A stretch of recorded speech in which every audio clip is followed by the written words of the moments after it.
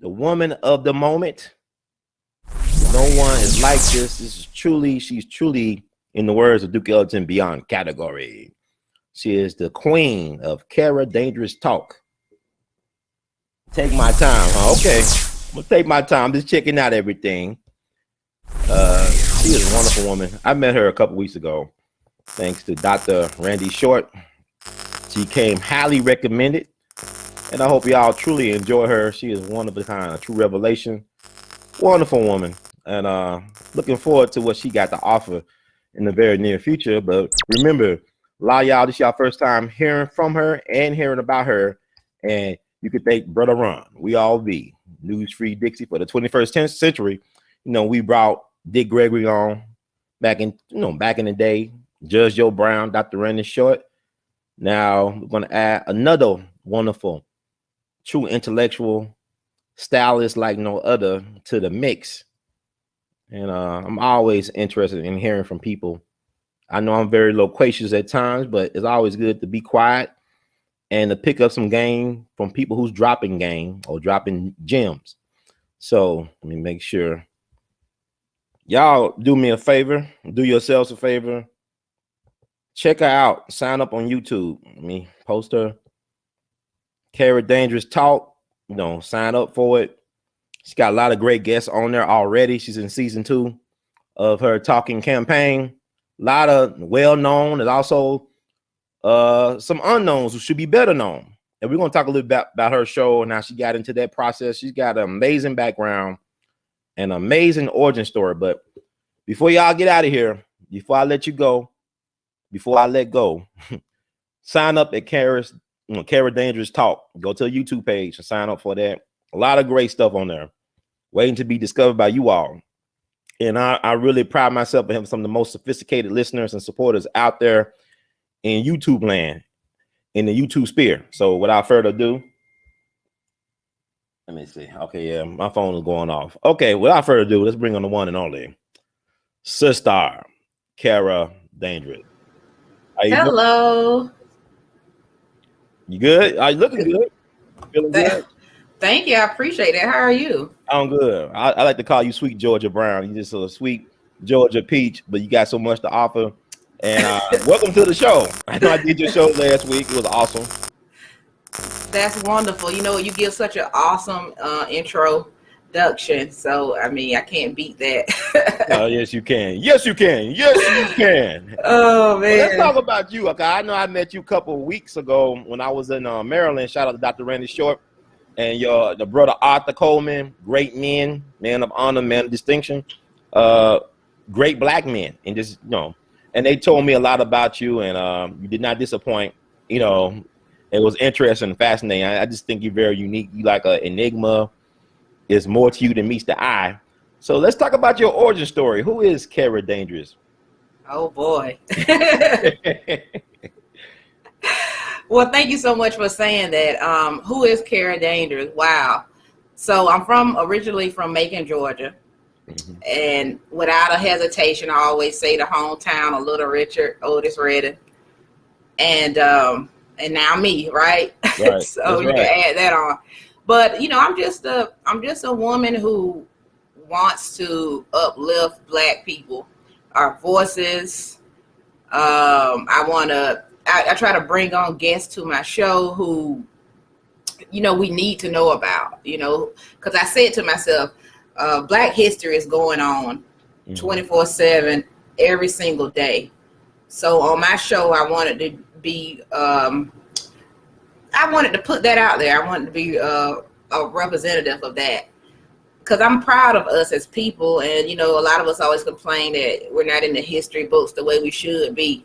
Right. So in the meantime, I want to make sure that when you tune into my show, you're learning something, you're feeling uplifted. And I think every single episode, we accomplish that. But just to say who Kera Dangerous is, I'm somebody who is a fighter. Mm-hmm. A lover of people, who I try to fight for the underdog. I fight to get, just for the underdog. I do things that other people would probably not try to do. I don't quit. I'm consistent. And I believe. I madly believe in God. and that's really my source of power. And that's really all Kera Dangerous is about, is being a lover of God and trying to fulfill his will, trying to do the things I feel that he calls me to do. That's it. And the dangerous it plays a part of my personality. That part of me that's the go-getter. That part of me who's going to get in people's face and say what needs to be said. That's Kera Dangerous. Oh, you made it plain. I like that. You got to the point. But also, you mentioned the city of Macon. It's truly a music mecca for Black music. You mentioned Little Richard and Otis Redding. And you yourself, you're a musician. You add into that legacy. You're a rapper as well, right? You go by Kera Dangerous as a rapper as well, too. Yes, and I actually like to call myself, even though I do rap, I try to say songwriter. I just feel like I'm just a whole artist. That's excellent. So who are some of your inspirations now? Well, for back in the day, I mean, it's all the good people. You know, I could sit here and name names, but I really just took inspiration from so many people. But if you ask me about my early influences, I guess I would have to say people like Queen Latifah, who was just honored at the BET Awards this year. Also LL Cool J, even people like Nas. But, you know, if you want to take it back to the South, where I'm from, then, of course, I enjoy music of 3 6 Mafia, you know, Scarface, T.I., you know, all types of rap. Underground, mainstream, whatever's good. Big Crit, J. Cole, all the people who still spit lyrics. But I also like party rap, too. You know, so I like everything. Yeah, you sound very well-rounded. I know when I first heard your stuff, you got some very good stuff. I mean, good looking, got great lyrics, and got great delivery and flow. It reminded me of Gangsta Boo when I first heard it. So, you know, it was music to my ears. And I got to ask you, who's your top 5? Oh, my God. People always want to ask you this question. But for me, when you ask me my favorite color, I'll start off with one, and I'm like, but I like this color, but I like that color. I literally can find something good about so many different things. So when people ask me to name my top 5, it's impossible, because I just feel like you like certain people for different things, where one person lacks, another person's great at. But I guess I'll try to play along. Okay. Absolutely, I love Biggie. I can just tell you why I love certain people. Like, I love Biggie because of his flow, his delivery, just smooth, right? Like icing on a cake. I like Nas because he sounds like he demands you to listen, and the way he was just spitting back in those times, telling a story, great storytellers. That's what I like. And then people who can, you know, get you hyped. You know, even though he goes through his things, I really do enjoy T.I.'s music. You know, even though he's on a lot of people's mind right now with some of his life choices, but I find him to be a pretty good rapper. Okay, that's cool. I'll give you my top 5. You said 5 people, right? Oh, close to 5, right? You gave me. No, you said. Well, I don't know how many people I said, but I feel like I should. A good idea. They give me a great idea. I know you said Biggie, you said Nas, you said T.I., you said Scarface. I love Scarface. I mean, but I'm not gonna sit up here and act like I just listen to Scarface all the time. Like, I mean, a lot of people consider him one of the best out of the South. I mean, I have listened to him, of course. He's just another great storyteller. Yeah, but it all come back to telling stories, being a great storyteller. That's all what good music or great acting is. Everything's about, can you tell the story? And can you tell it in a voice that's distinctive? Because we in Scarface, I don't listen to him all the time, and he's my top 5 easily because he just can do it so well on different levels. He can do all, you know, he's diverse. And a lot of other rappers respect him. People like Jay-Z and other folks who are known for spitting. But my thing is, I can tell you my top 5 right now is Tupac for me. I don't care what nobody say. Number 2 is Jay-Z. Number 3 is Ice Cube. Number 4 is Scarface. And number 5 is Biggie. That's my okay. Top. Ice Cube. Now, see, I love Ice Cube. See, my memory just fails me. I love Ice Cube. Another great storyteller. And then he could throw in some hard raps in there, too. So the whole West Coast connection, I was down with that. Yeah. Yeah. Your memory. So many. It really is kind of foolish to name a top 5 per se, because there's so many great ones. You can't put them all just in the top 10. But it's a lot of people doing. I like Drake stuff. I think Drake is I don't care if he ghostwrite. I don't care if nobody ghostwriting for him. It's how he deliver it. It's like he kind of remember. He's like Miles Davis or Picasso of rap or something. With all the different styles he got. Well, two things I would like to say here. I want to say, you know, in the last, well, you came on my show last time. We went on Instagram Live, but I read one of the comments here on YouTube, and they asked you if I was drunk. I want to say no, I was not drunk, but because of that person, tonight I will be having wine while we have this show. Everything in moderation, right? Right. So if they ask you tonight, was she drunk? Well, perhaps. We'll see. I don't think you was. I just think you was comfortable, and you know, you in your element. And I think a lot of times people mistake that for being whatever under influence or something. When you just really comfortable in your own skin, because you say you dangerous, right? You provocative. Well, I didn't say that, but that's what people perceive from the name. I think dangerous just means what I told you. You know, outgoing. You know, I used to have a little temper on me. You know, when I'm ready to go, I'm ready.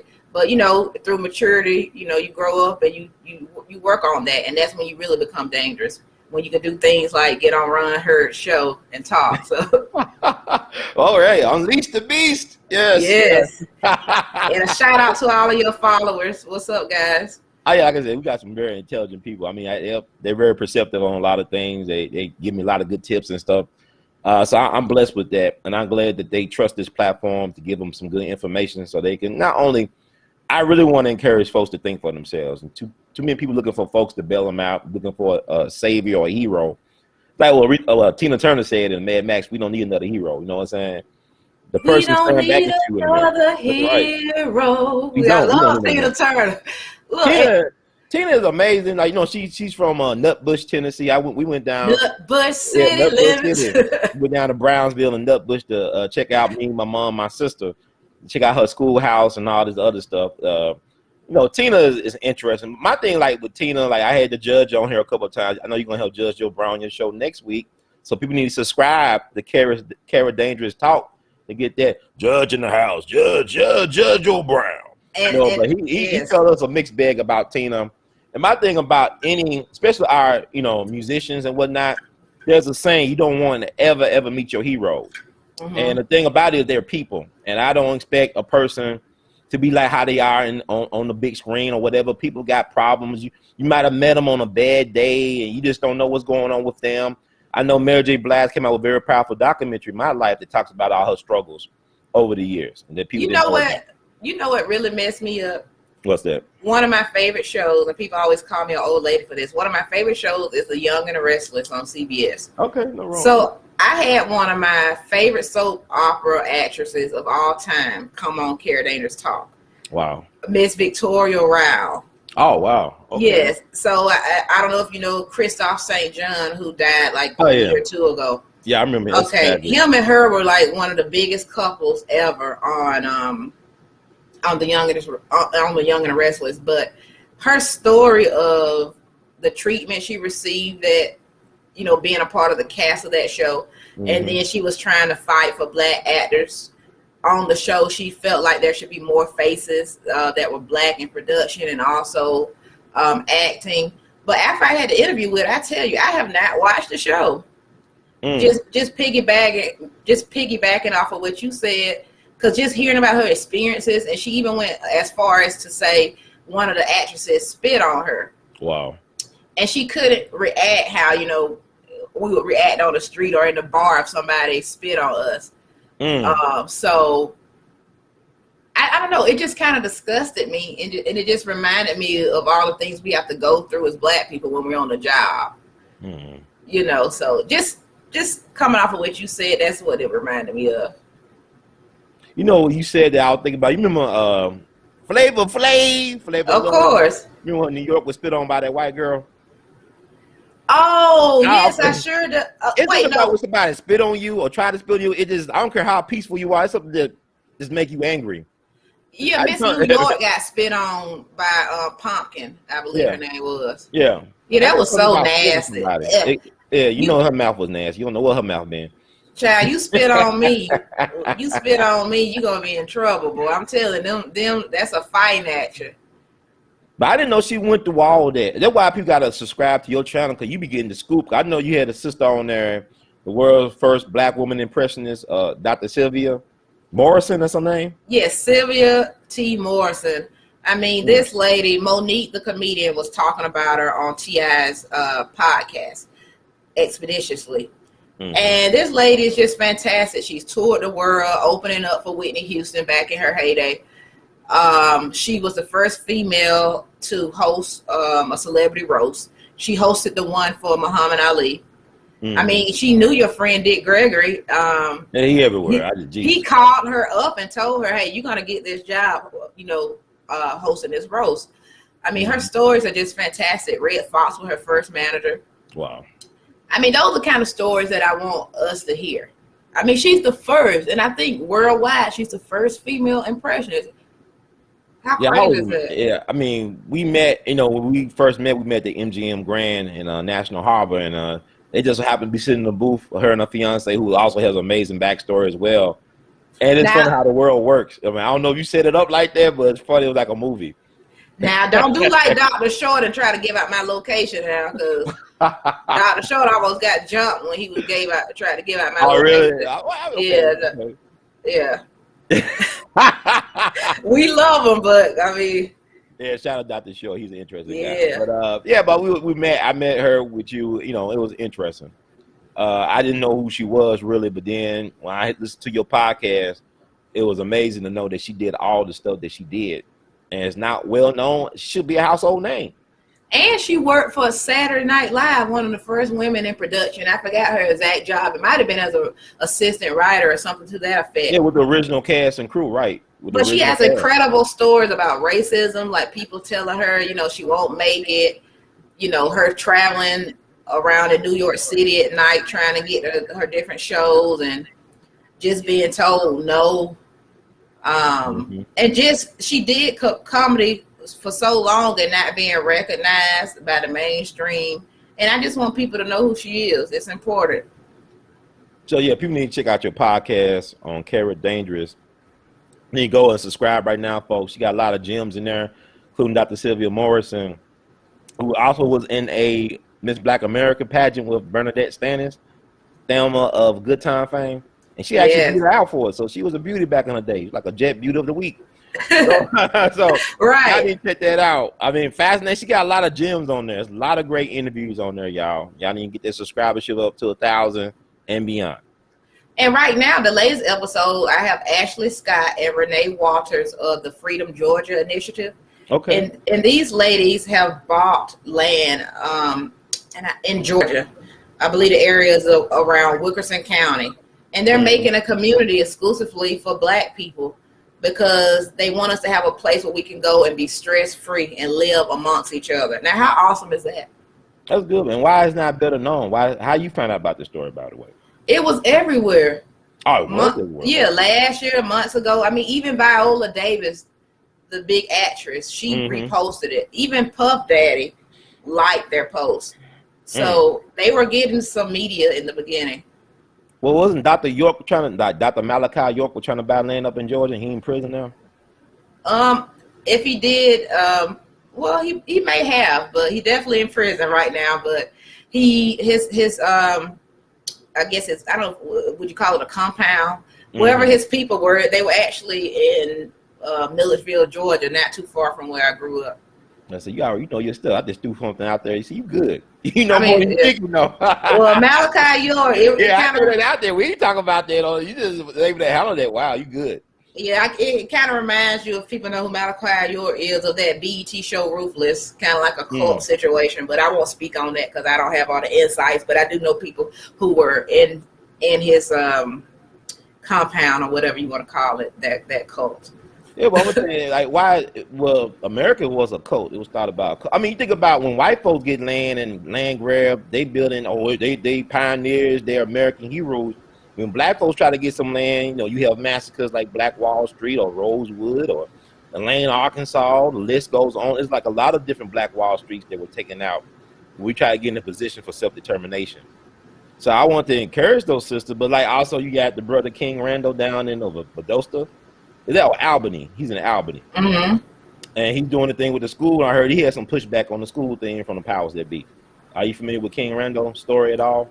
I'm not, but I have to tell you, when Black people are at work, we can't even talk in groups of 3 without there being some kind of look at them, they over there. I mean, I've never felt safe at work. It's always a joke if we get together. It's like, you guys know you can't have more than 2 black folks talking at once. Oh yeah, Because they're gonna think something going on. So let alone us trying to buy land and live on it together. Of course they're gonna try to stop it. Well, but the thing about it, I think we got to stop acting surprised when they do. You should always know that's going to be a part of their playbook. The playbook never changed. The players may change, but the playbook stays the same because we're still playing in their system. And really, black folks are playing to lose. Like the white folks in this system, they the Harlem Globetrotters, and we the Washington Generals. We play to lose. We don't play to win, which is unfortunate. Well, the thing is we don't ever have enough unity. And you got so many black people now. I call it the Obama effect. I just made that up, by the way, where they think we made it somewhere, you know. So if you try to warn black people about racism or something, if there's not protests going on or if there wasn't a George Floyd being shot, you know, they act like you worried about nothing, like life is dandy. And, you know, that's truly because ignorance is bliss. But like I heard you say a lot of times since I met you, I mean, what do you say about every day? You say your feelings about every day that you go through. You go off about it. I go off about it? Yeah, you go off about it. Well, I say a lot of that. I forgot exactly what you said, but I'm not saying you angry black man. Well, I'm saying that, but you say you been woke and the fact that other people aren't. You know, well, I'm living in a nightmare. Yeah, that's what you say. You live in like a Groundhog nightmare. Day every day for me. People tell me stuff I do by half my life. You know, y'all just now learning about Black Wall Street. I do that about 20 years ago, and I get penalized for being ahead of the curve. And they're like, well, Dr. King said something to the fact that real leadership don't need consensus. You know, a lot of times you just got to be yourself and be willing to put your neck out there, like Dick Gregory said about the turtle, hard on the outside, soft on the inside, but willing to stick your neck out. And you pay a price for doing that. You pay a price for being a truth teller. I mean, basically, I live a lonely existence. Okay, but I want you to go deeper with that. Okay. What make and don't count me asking this as me just being ignorant, because I just want to get your answer. Different stuff. Ignorant means you stupid, just don't know. That's what ignorance means. It just means not aware. Well, I'm glad you know then. Okay, so why is it a nightmare for you? Why do you say you live would you say a lonely life? Like, what is that? It's a lonely existence. I mean, I don't feel sorry for myself, but you wouldn't. It's like Dick Gregory told me before. He said, "Ron, we in the army. We in a universal army. If you don't like the assignment, get the fuck out the army. When you take these assignments on, know that you'll be alienated. Know that you'll be ostracized. You'll be bullied. All this stuff. And it be by the people that you love the best. Sometimes the people that end up killing you are your friends and family. More so the enemy. You don't think about Malcolm X and JFK. They bodyguards were complicit. Right. Huey Long. Bodyguards were complicit. Don't tell me about you gonna protect Brother Ron. I don't need your guns. Y'all, you know, like to me, black folks like to run off at the mouth. They like to tell everything they want to do, but don't do nothing. And really, you speak with your actions. You don't speak with your words. But everybody want to get on Snitch House, Clubhouse, and on YouTube and Facebook and Instagram and tell the big plan. Hey, we're going to have an expose. We're going to have a press conference and tell all these MFers what we thinking. You know, like last year, it was Grandmaster Jay, whatever the hell is. And in fact, this year is the Rise of the Moors. Who write these damn scripts? How come black folks keep on falling for the okie doke? Like Biggie said, don't you know that bad boys move in silence and violence? White folks don't broadcast everything they're going to do to you. They just do it. And they do it while you sleeping. Y'all so woke, y'all sleep. You know, and my thing is, we don't love the folks that love us. We hate folks that hold us. Because love me, I'm going to hold you accountable. If I love you, I'm going to tell you, you right, and when you wrong, I'm going to do it in spite of your response because I love you. See, we don't love folks that love us. We love folks that spite us, that tolerate us, can't stand our guts. How else can you explain black folks still want to be around white folks in Tulsa 100 years later and beg the devil for mercy when the devil's only qualified to give you more hell? I know some people that ignore it. I know some people that they won't look at slave movies. And the only reason I think slave movies are good, they're for black people who just don't get it. But I noticed the ones who don't get it on a deep level, those are the ones that will shy away from watching these things. I mean, I had someone tell me they had to unfriend me off of Instagram because what's the word they used? They said it was just becoming too much for them to see my post. They said it was Really? like it was traumatic, but I'm like, this is what we go through every single day. So I didn't understand it. And I mean, does that mean I'm accepting a trauma, or does that just mean I'm being a realist? I mean, hey, you pay a price for trying to tell people the truth. People don't want people rather people. I don't know how people still care about sports. I don't care about LeBron James winning another championship. I don't care about who's winning this championship. It's a game. All this stuff is distractions. These celebrities are more concerned about paychecks than they are about change. They're more concerned about likes than to be unpopular. To really be a change agent, you must accept that you will be unpopular, because change is not a popular thing. Dr. King toward the last 5 years of his life was one of the most disliked Americans, probably one of the most disliked people in the world, not because he was necessarily a bad person, because the media portrayed him as such. It's like, I remember I looked at Kobe's last finals that they won. Oh, yeah, the last finals that he was in, and I think it was Mark Jackson, the former basketball player and coach and commentator, and I think or Stan Van Gundy or Jeff Van Gundy. I don't know which one was the coach of this. Jeff. I like Jeff. They both. Stan is the bigger one. Yeah, Jeff. I like him. The color commentary, and they were talking about, Kobe get a bad rap. Like they're talking about how people assume that Kobe is not a team player, but they say it's on the media, because once the media put that on you, you can't shake that narrative. So he wasn't a bad teammate. If he was a bad teammate, they wouldn't have won any championships. Well, they just said he wouldn't pass the ball. I mean, he made jokes about it himself, but I guess if you know you're going to make it, then and you're not sure about the teammates, you will try to take the shot. But I played basketball growing up, and I know if a player's really good and they won't pass the ball, that can make you angry. So that can make a little bad feeling within the team. But, hey, the coach will go for it, because if the star player is shooting that shot, they're going to continue to draw out the play and put it in their hands. Right. I mean, it's just as simple as that. So, I mean, they built that team around him and Shaq, but mostly him. So, hey, he was there and he got what he needed from that. Well, you know what, the Kobe thing, but like his teammates, a lot of them lack confidence. I ain't gonna say a lot of, but some of them did lack confidence in taking the big shot, because even if you're a big time player, you're gonna miss more shots than you make. But they have the confidence to still take that shot says a lot. I remember when Kobe first came to the league, dude was shooting air balls, but he never stopped shooting. And he's a Virgo too, because people always say, "Oh, it's a mumblement." Nah, it's a Virgo. Virgos do that shit. They OCD like that. Kobe, Dave Chappelle, Michael Jackson, Charlie Parker. I think a bunch of Virgos. Beyonce, Nas. They all obsessed. They just go obsessed with it, and then they'll just, once they get a hold on something, they get focused. That's a Virgo thing. It makes sense. And speaking of signs, you're a Sagittarius, right? Don't start with me on here. I'm not trying to start with you. I just got a thing about Sagittarius, and me. It's just interesting. But anyway. Oh, is this ghetto for me to do this because it's your show? But if you guys want to cash out me, you can cash out me at Kera Dangerous, Kera Dangerous, $, Kera Dangerous, Kera Dangerous. Yeah, you can put that in your. You got your.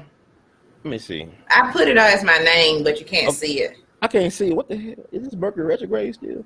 Yeah, because my name not even listed. So it's $, Kera Dangerous, and thank y'all for donating.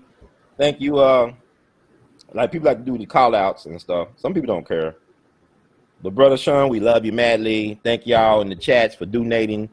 And as well, and the show must go on. I don't know my name. I thought my name was, but you said your name is here. But anyway, we'll get to that. Damn, I don't know. It's kind of weird right now. So, like, I want to ask you how you got into this journalism part. We talked about the music game a little bit with you. I want to go back to the music, but I want to go into the journalism. What made you want to do the journalism thing, report on these stories and interview these unsung people? It's crazy because I guess I didn't, when people call me a journalist, I really didn't even think of it like that. I guess because I've worked behind the scenes for so long, and it's just crazy. But, during COVID, I just wanted to, it was like I was in this different zone. God was just speaking to me.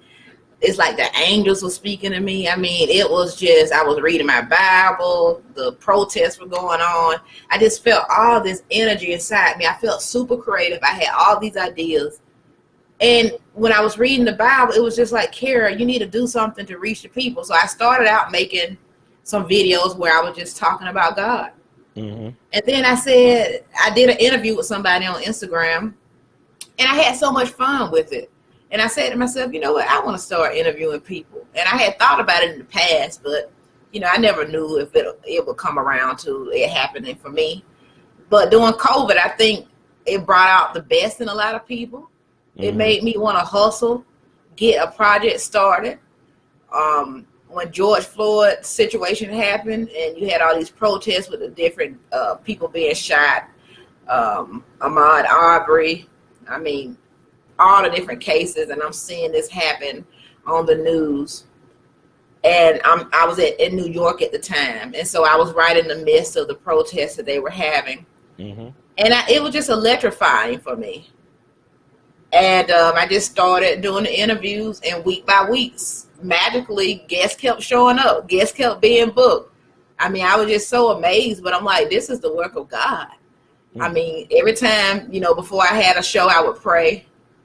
And I would just wish for the best. And I said, if my intentions are good in the beginning, and if my intentions stay good, focus on serving the people, then I will not fail, because God has to be in that.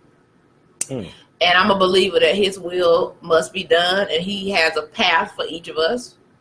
On that path, we make choices. But if we follow him and we listen and we're guided by his source, we'll be fine.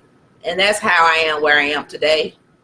Done so many great episodes, had so many great guests, from Lunel, Sherry Shepherd, Dr.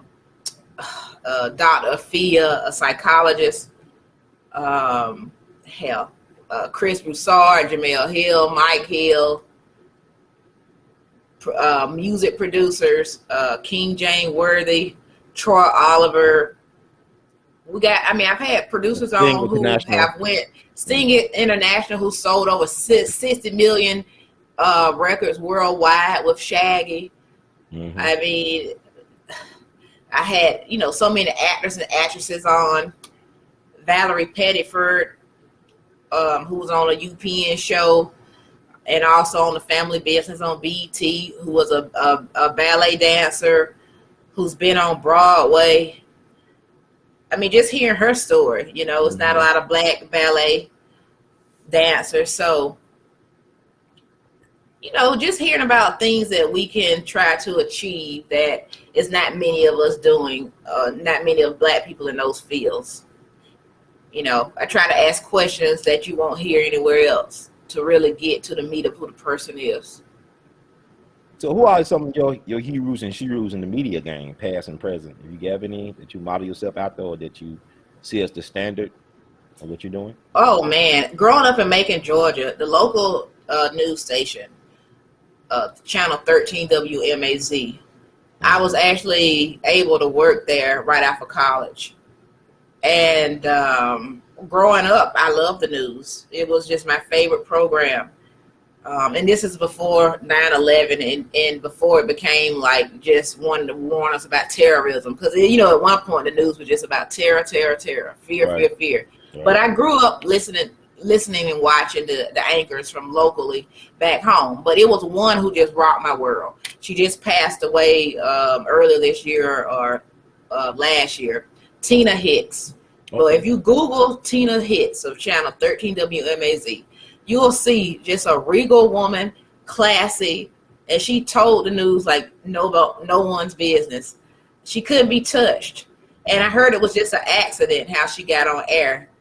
One of the anchors wasn't there one day, and they needed somebody to go on. And she got her chance to go on, and she was anchoring ever since. But this lady was just phenomenal. Just really great. Was she out in Atlanta? Macon.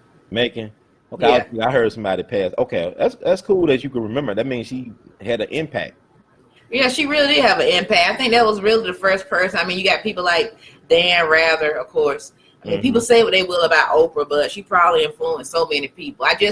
Even if you don't like Oprah, I think the thing that I can always find that I admire about her is she was just one of the first ones to make it so big, you know, and to do it the way she did it. You know, people criticize her about being, I guess, how can I put it?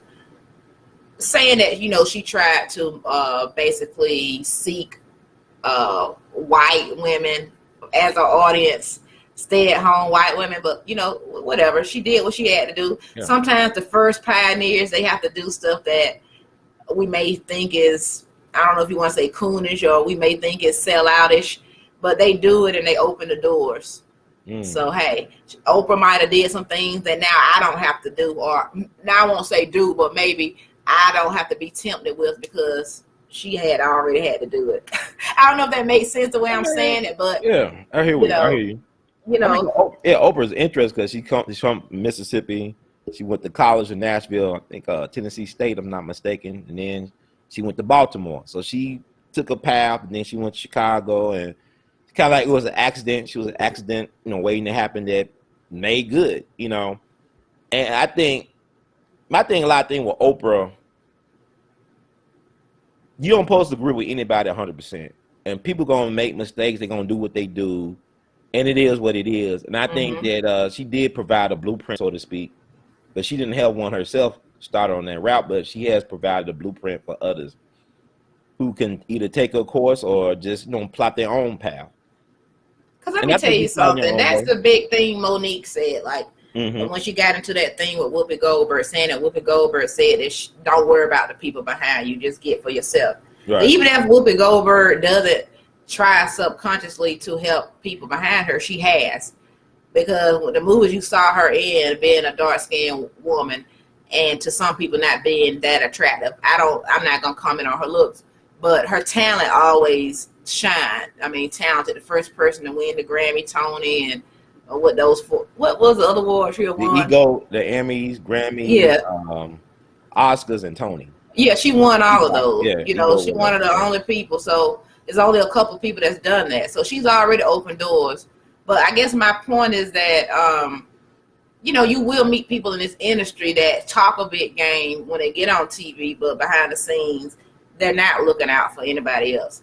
The only way they are looking out for somebody else is just the fact that they're doing something new, or they continuing the legacy of seeing another black face on TV, but they're not doing anything as far as being a mentor and maybe taking the steps to help somebody else. Well, I know, Oprah, you said Whoopi. It's funny you brought up, not funny in a ha-ha way, but you bring up Whoopi and Oprah Winfrey. I know that when Oprah had that Legends Ball, I think it was back in 2005. I remember she invited all the who's except for who? Whoopi, among some few others, but Whoopi Goldberg was absent from that gathering. But they talked about that on a reunion show that they did, and they squashed that. Yeah, I don't want to know. I'm like Paul Mooney. What happened? What did she see? She ain't supposed to see on that set of the color purple. I know Paul Mooney made joke about it. That she must have saw something she ain't supposed to see, or something.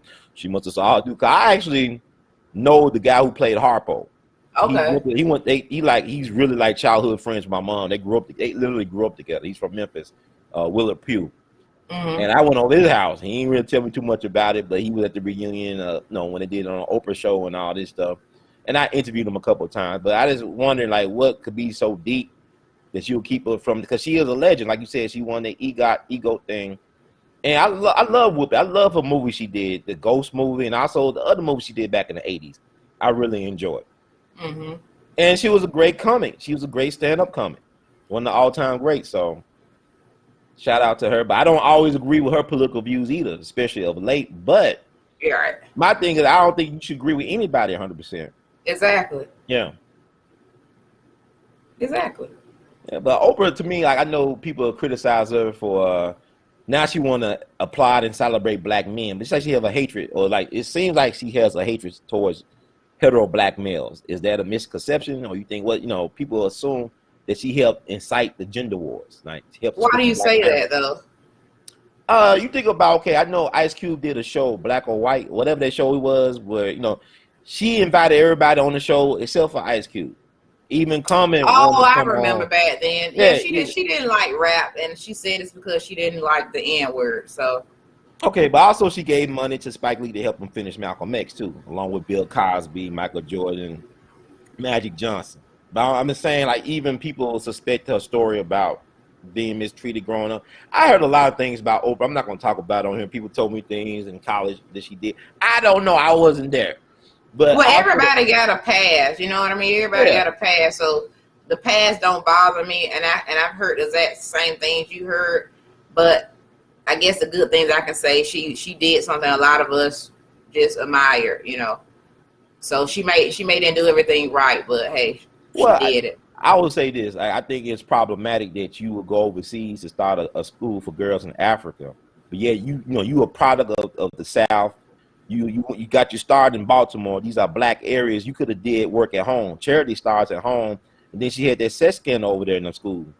Well, you know what her response was is that there are plenty of resources here for American children, so she felt like over there they would need it more urgently, and that she would give it thought to have a school here in the United States, especially now since she has had some graduation classes, you know, now up on her school. She said it was a learning curve for her owning a school and being over it, so she just wanted to see that off well. And I remember back when she first had the school, Queen Latifah had made a comment saying that she would like to open a school here.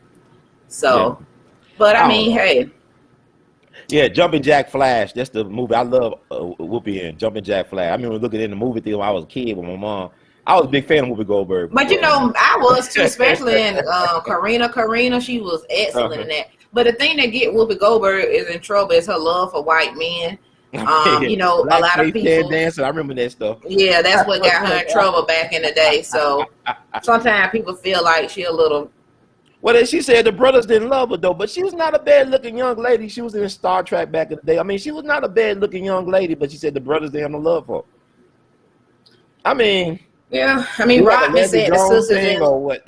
I mean, hell, Rodman said the sisters didn't love him. So I mean, you know, everybody have issues where you know at certain ages people don't want to date you. I mean, even beautiful people have that problem. So I mean, it is what it is. It's like, are you going to keep trying, or are you just going to go to something else? But it's like a actress I like and respect. I think she's beautiful, very naturally beautiful. Alfre Woodard, I think her name. Alfre Woodard. From Crooklyn. Yeah, but she said, I don't know if I got to go back, but allegedly she said something to the fact that the first time somebody said she was beautiful was from a white man. That a black man never told her that she was beautiful. Her parents never told her she was. That's what I'm trying to say. I heard that. I don't know if it's true because she's active. I don't know. It's kind of strange. You're not ugly. Alfre Woodard is not an ugly woman. Not to me. But I think it's weird that people, if one person have a bad experience with one person, that means the whole group is guilty of it. Yeah, that's dumb. I used to get picked on in school for different things. Yeah. And you know, you grow out of it. My mom always tell me, you know, you can't let your childhood just continuously break you down. You have to get to a place where you grow from it. You don't let it, you know, destroy what you got going on now. You gotta heal. So I mean, if I played into everything somebody said about me, I wouldn't be able to wake up in the morning. Yeah, I think you should live your life based on what people think about you. You can't control that. You can't control what you think about and what you focus on. I think that's a lesson to be in that. But I mean, Oprah's interesting. She's an interest, you know, experiment. You go help Judge Joe Brown on your show. If you ask him about Oprah, he got a whole. I'm gonna tell you about Roger King and all of them got jokers. Here go Judge Joe Brown. I'll tell you about Oprah back in the 90s. Yeah, he know all these stories. Before she even had an Oprah show. I knew her back in Chicago. Yep. You already know you got them good too. You got them good. He'll tell you all about that. But I mean, I'm not knocking Oprah. I think everybody's up, you know, nobody's above critique, especially a public figure. And Oprah has a track record. I just think it's interesting that everybody is running away from where they come from to do things. You can do things in your backyard. Like people tell me, you can't talk on stuff because you haven't been. I don't have to go everywhere in the world to have a point of view. That's retarded. It's places in your backyard that you haven't went through, you never explored. It's places around where I live in Memphis. Amazing backstories. A lot of culture here that people don't explore, but they think they got to go over where yonder over there doesn't have an opinion about everything. You don't. Some things are universal. You know, I was just thinking about that the other day because I was always told you can learn something from anyone. Yeah. And I'm just thinking about it, how amazing life is, right? We all, like, if you watch a TV show, whatever's your favorite TV show, you like or dislike something about each character on that show. But think about when you see one of those TV shows that talk about more than one character's life. Okay, and you see mistakes they make, and you say, I would never do that. Or you Right. say, oh, that's exactly like me. Well, that's exactly the reason why you can learn from so many different people, because we're all going through this thing together. We all have our different paths with these unique stories. And that's why I love doing what I do. Interviewing, having guests, because I'm getting some fascinating story every time I come on. Yeah. It's like a fingerprint. It's just unique. Everybody's story is so freaking unique. Most definitely. Now, what's been the most unique story you have ran across so far from your interviews? Oh my gosh. The most unique story. Right. From every single interview that I've done. Yep. Oh my gosh. Woo! You really done. Yeah, I hit the jackpot. I'm trying to think. In the meantime, if she's sticking, y'all go sign up to a YouTube channel, Kera Dangerous Talk.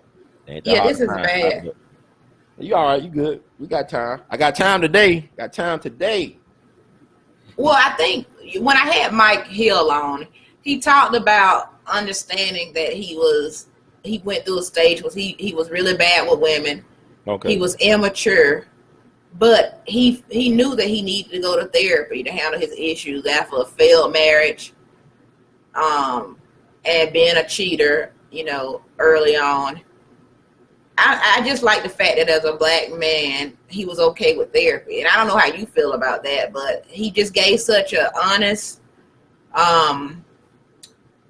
he just gave me honesty about the whole situation and him needing that help. Now, who is Mike Hill for?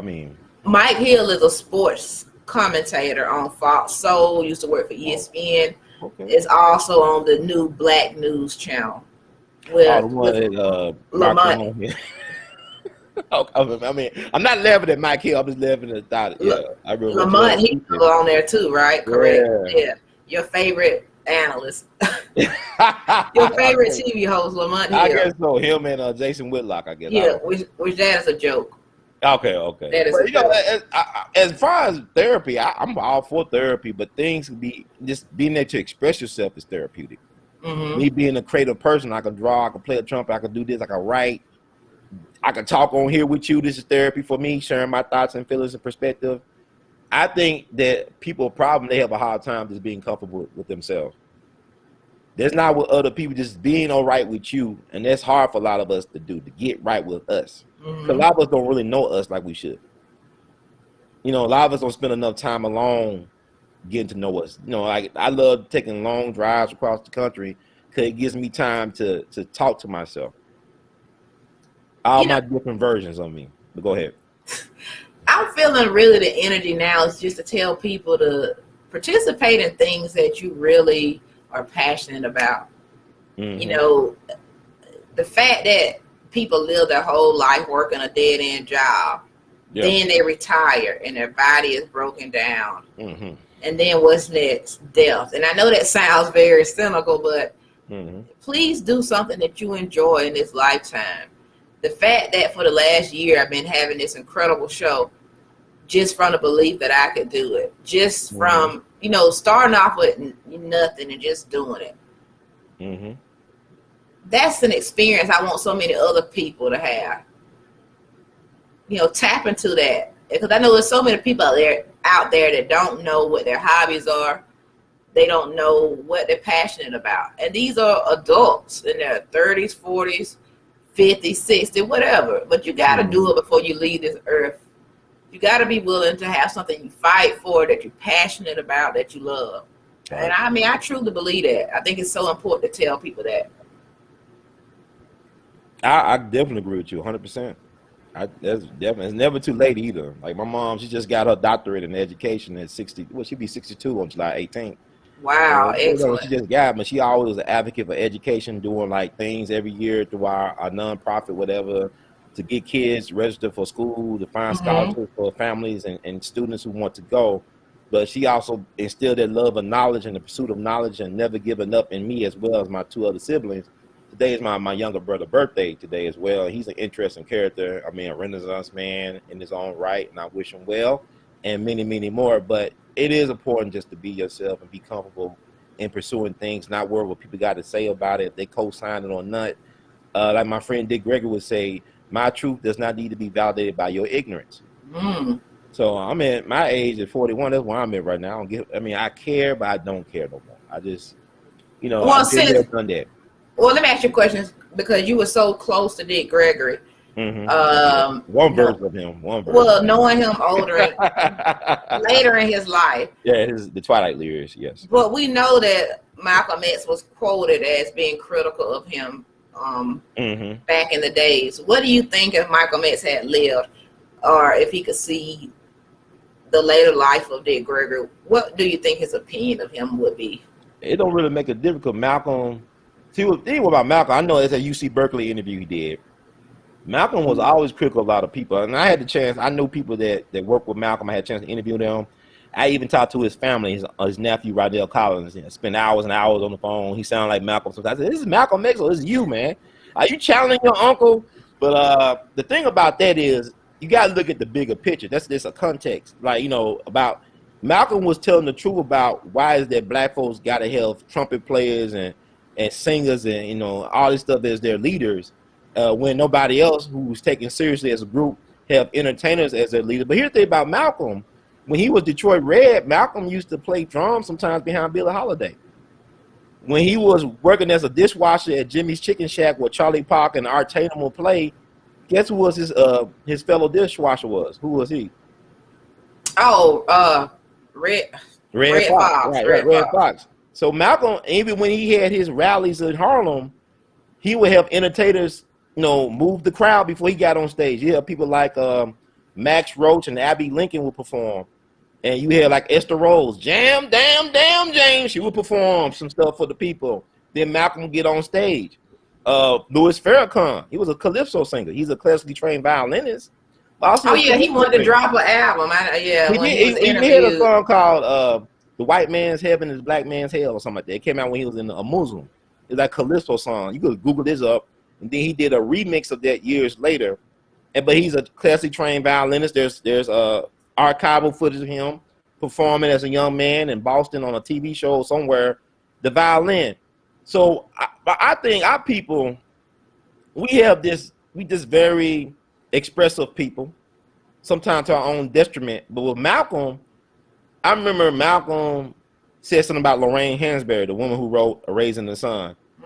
At one point, she was married to a Jewish guy. And this Jewish guy really is the reason why we know her so well today, because he really was a legacy keeper for her. Like when she passed away untimely of, I think, leukemia in the same year as Malcolm. Her and Malcolm had the same birthday of May 19th.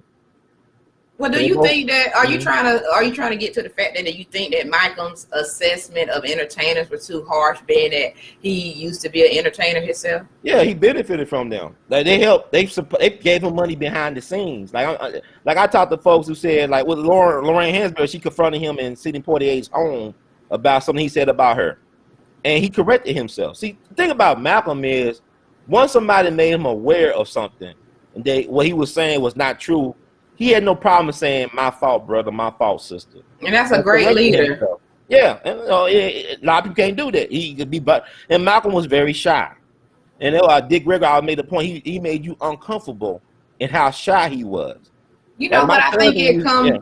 I'm sorry. What I think it comes down to is when you have a person who becomes religious or is God-fearing, and then you mix entertainment into it. There can sometimes a battle can stir up. Okay, a battle can stir up. Yep. Because you see what entertainment life can bring. And Michael, because he was doing things on the streets, he saw the drugs that came with it. He saw the alcohol that came with it, the crazy lifestyle, the sex. I mean, it's not all like that, but he probably saw those things because he was dealing with the hoodlums of that time. And that's why he probably judged him so harshly. But another personal factor that is, because I know it myself, even when I write my music, if you somebody who's God-fearing, but you also want to be in entertainment, it's just this fine balance of how can I keep my morality, and if I'm getting on Kera Dangerous Talk and telling Black people to, you know, not glorify, you know, shootings, gangs, and, you know, sex and all those things. But then it's time for me to write music, and I want to write about being in a club and all the things that goes on in there. Then I got to say to myself, how can I tell this message without being one of those people that I'm telling everybody to not pay attention to or to not feed so much into? So I think it could be something like that with him, or it could have been something like that with him. Well, Malcolm, the thing, he learned how to do his public speaking from listening to Paul Robeson on the radio. Paul Robeson, one of the greatest entertainers of all time, one of this brilliant man, beyond category, who was the son of a preacher man who was a runaway slave or a former slave. His father used to preach in Princeton, but Malcolm learned from Paul Robeson how to speak, and he was also a son of a minister. And I think the thing about Malcolm, see, Dick Gregory gave up his lifestyle when he met Medgar Evers down in Mississippi. He had to change. See, that what I like about the documentary, it showed all the losses he suffered financially for choosing to stand up for his people. You pay a cost for standing up for what is right. You're not rewarded for doing the right thing. Dick Gregory was blackballed for a long time. He just now got his Hollywood Walk of Fame star in 2015. He should have been had one. But like he said, I've been a bad boy. I crossed the line. I did things that they didn't want me to do. My thing with Malcolm is complex. I think you can't freeze Malcolm. I think the greatest tragedy was that Dick, it was a tragedy for Dick, because Dick lived to be 80-something years old. Malcolm was stopped at 39. They stopped King at 39. They stopped Medgar Evers at 37. It would have been wonderful to see what they would have been doing in their 80s, or what they would have accomplished over 40-plus more years of living. They cheated us. America cheated us out of our greats. They wouldn't let them live to their prime. And then when they get to their prime, they punish them. Like what Jay-Z said, they emasculate the greats, killed Malcolm and gave Cassius the shakes. They ain't no damn Parkinson. I'm not a medical expert, but whatever they gave Cassius or Muhammad, they ain't what y'all think it is. And that's one of the reasons why I'm always gonna believe that Jesus was a dark man, because they kill all our saviors. So why would Jesus be exempt from that? Right. Well, why would he be exempt from that? If he hated him, his own people betrayed him. And I never seen in a lifetime where a white man is gonna die for me. I never seen that in my life. Well, maybe you gotta go back to John Brown. But God, if somehow you were white, excuse me, but you know, I just don't see it. I gotta go back to John Brown. He's the greatest white man America ever produced. You know, because white America is conflict about John Brown. Like John Brown said before he died, if I did this on behalf of the wealthy white folks, y'all would make me a hero. You know, but I gotta die because I want to help free the black man or the black family. So I think somebody like that should be respected for their sacrifice. Not only that, he lost his sons as well. It was a black woman from California who was passed from white, who was his financier. Now I want to ask you, bringing up a good question, because we talked about this. I believe it was you and I. Now, a lot of times people who are truth tellers, they say, well, like we talked about, you have to have a fight for something. I know that you enjoy telling the truth and being a truth teller, but you will actually be okay if you died because of this cause. Because it's one thing to say it, but when you're sitting at home by yourself and you think about that, it's chilling. Would you really be okay if death came upon you because of, if it was contributed to something of you telling the truth or you putting some kind of information out there? Well, like Dr. King said, if a man wants to die for anything, he ain't fit to live. And every day I wake up, when I do go to sleep, I'm right across the street at Lorraine Motel. I'm right across the street from there where they shot Dr. King in the face for trying to stand up for people on an unpopular truth. And also across the street's the epicenter for the Memphis Race Massacre of 1866, where they burned down all the black schools and churches. They raped and massacred and pillaged the black family. And it was started by white cops. So every day I wake up with that on my mind. So I'm right not that far from Beale Street where they ran Ida B. Wells out of here, burned down a newspaper office for telling the truth. If you thinking about that stuff every day, yeah, I do. Not I'm going right down crazy? the street. I'm right down the street from Mason Temple where Dr. King gave his last speech. I'm right here. I think about that every day. So I sit with death every day. We have conversations every day. I just want me some pussy sometimes. I mean, I can have a little bit more pussy and make it easier. Shit. Whoa, this is turning into a whole nother show. No, I'm just being honest. It's like it's lonely existence. Like Well, people, what I have to tell you is, I heard on the streets that you got they love you, but they don't love you. the price of pussy has gone down. So just to let you know that. Yeah, you know what's funny? You know, old folks. I don't call them all elders. There's a lot of them old people. They just old and tired. They make. I mean, I go to conferences. They'll tell me, Dr. King, he had a menage a trois before he got killed. I said, I'm glad he got some pussy before he got shot in the goddamn face for you ungrateful. Oh my God. I'm glad he got him some. I mean, shit, if that's true. I hate hearing about any dirt about Dr. King. Nah, he was a chain smoker. He drank the liquor and he loved pussy and catfish. Okay, good. No. American hero. American hero. Right, that's not one of my favorite people. He's a preacher. Right, and in the meantime, he still was able to have a dream. Yeah, and his wife was okay. I mean, look. Coretta was a G. She was a Taurus like me. She was a G. Like, people want to make it like with the Cosby thing. He cheated on his wife. Nah, his wife knew she was getting a dog. She knew that Cosby was a hoe. They made a deal. It ain't our business to know what the regular, he cheated. Nah, he didn't cheat. She won. She won a jackpot. She hit the lottery. She was able to get a lifestyle. Do you know how famous Bill Cosby was? I'm talking about that. He was famous. Like, yeah, that come with the territory. I mean, if you're an athlete, you're going to be a hoe. You should be a hoe. But what if the woman is a celebrity? Can she be She should be a hoe too. So, okay, so if I blow up. What's the point? So if I blow up, I get married, my husband should just understand that I want to be with other people. You should make it clear to him. He should know what he's getting into. If you're going to be like that, be honest. Let people have the choice. They can make a choice, not be blindsided by what you want to do. Be honest with people. It's a business merger. Well, as of now, I respect the sanctity of marriage. Okay, whatever that's supposed to mean, yeah. I mean, you got to define it for you. You define it for you, and y'all got to have an understanding between y'all. This was the secretary. It's y'all business arrangement. Okay, so this love thing is a new phenomenon in marriage. This love. Okay, so what's your whole thing about marriage then? Okay, I'm not against marriage, but I'm saying it's a business. It's not what people think it is. Love don't pay the bills. Love don't pay the rent. Love don't pay the mortgage. But I'm talking about God's laws. Are you not? Well, I'm talking where they use marriage is all about empirical bullshit. It ain't about God's law. You know what I'm saying? Because if it was about God's law, why would people run away from marriage when things get hard? But I'm talking about the people who are getting married under the belief that they're marrying the way God wanted them to. Okay, but they got to make sure they marry somebody that's on their understanding, on their level like them. But I'm just trying to make sure you're not saying, were you saying that to you it would be okay? But you're saying for you it's okay if the spouse wants, if they're living a certain lifestyle and they have a certain amount of wealth, it's okay for them to go out on their partner. Is what you? No, it's not okay if the partner didn't sign up for that. So it's not adultery though if the partner knows about it. It's not adultery. You remember like some people I love and respect. I don't know them, but I seen Ruby Dee perform like 20-something years ago when I was in college. They were swinging. Ruby Dee and Ozzy Davis was swinging. Open marriage. They were open. But it's not even an open. It's like it's an understanding. Every marriage is just an understanding between the people involved. I hate to put judgment on people's relationships. It's not for me to judge Will and Jada. It's kind of weird and fucked up to me, but that's their agreement to be fucked up like that.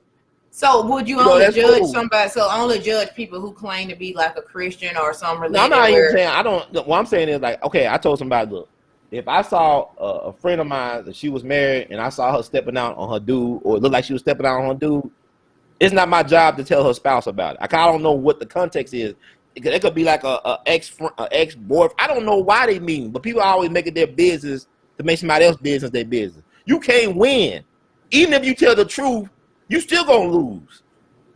I just feel like we're not meant to just do everything we want to do. I mean, who knows? I may have the fantasy. A woman could have the fantasy of sleeping with 3 men. Ooh, that may feel good. Oh, but if I told you that, you would think I was a whore, right? No, I don't care. I think you a human being. And you got needs. You're a very sensual creature. You're a beautiful woman. And you just got appetite. Shit. You're like somebody eating McDonald's at 2:00 in the morning. I just feed it from them fries. I mean, it is what it is. It makes you human. Ron, I'm surprised about you because, like, if we all do what we want to do, then what the hell? That's no order. Well, this is why the black family has been destroyed, because it's free love bullshit from the 60s. Why you got me confused? You I'm believe not, it? I'm not, I'm Do not you believe it? No, hell no. Hell, I'm not shut up look. on your own show. Do you believe in the openness or do you not? Because you can't do both. No, that's what's wrong with us, bro. No, this is why. Okay, you want to know why I feel You about want it. your nut and you want your apple, your orange, your cake. You want the damn hot dog and hamburger at the party. I like to overeat you want sometimes. The pinata. You greedy as hell. No, I am greedy, but what I'm saying, okay, for me, I'll be honest with you. I'm a sucker for love. I don't see, like, people keep on saying, don't let nobody make a fool out of you. Ain't no fun unless they make a fool out of you. Ain't no fun. My thing is this, like I tell dudes all the time, you gonna pay for it anyway. I don't care if she's a prostitute, that's your girlfriend, or your wife, you gonna pay for the pussy. On the front end, on the back end, you gonna pay for that pussy some type of way. Ain't always about the money that folds. It's different types of currencies that you pay. There's hidden taxes to it. But if you want to live a life worth living and have some fun and have some regrets and have some romance, you got to be willing to tangle. I just want to say, guys, excuse me for my language because I don't really like saying the P-U-S-S-Y word, but I want to say you pay for the pussy and we got to pay for the penis, okay? Right, okay. It's not just lily and roses that come with penises either. That's it's true. A lot of y'all drama and trauma that we got to deal with too. I agree, but be open and honest with your partner about the bullshit you're going to bring into the relationship. Be open and honest about your baggage, both parties involved. Now, I do and believe be willing to get therapy and counseling on it. Yeah, but what about the old saying that if you want to be with everybody, then don't get married? But you saying it's a business deal, so that's what that comes in. You gotta be honest with your business partners. Don't blindside them. Okay. Don't have no small writing they can't read. Oh, you know, I tell you I'm gonna fuck everything. I tell you that it's in the small print. I'm gonna fuck everything. I'm hitting everything. You was crazy. I know you gotta be crazy to get this. You can't be normal. This shit ain't normal. Look, the relationship where we at now, Black people are strongest when we are together, but we not together. We have allowed these folks to divide and conquer us over some BS. Ain't no other woman on the planet say I can do it all by myself. Ain't no other woman that's silly that would say I could do it all. I don't need no man. I don't need no dang-a-lang. I don't need a damn thing from that man. You confusing me, Ron. Who's saying that? This is the problem that we have. Okay, let's say if you are a believer of the Bible, it has not changed. Okay. What the world do has no effects on the law that God has laid out. Can I get an amen from somebody in the damn chat? They because you said what now? They love you up in the chat. Oh, I need to look at it. I need to bring up this chat so I can see it, damn it. Look, it's been a war. The black man, ain't nobody. The black man is the most disrespected man on the planet. We the most admired, most hated man on the planet.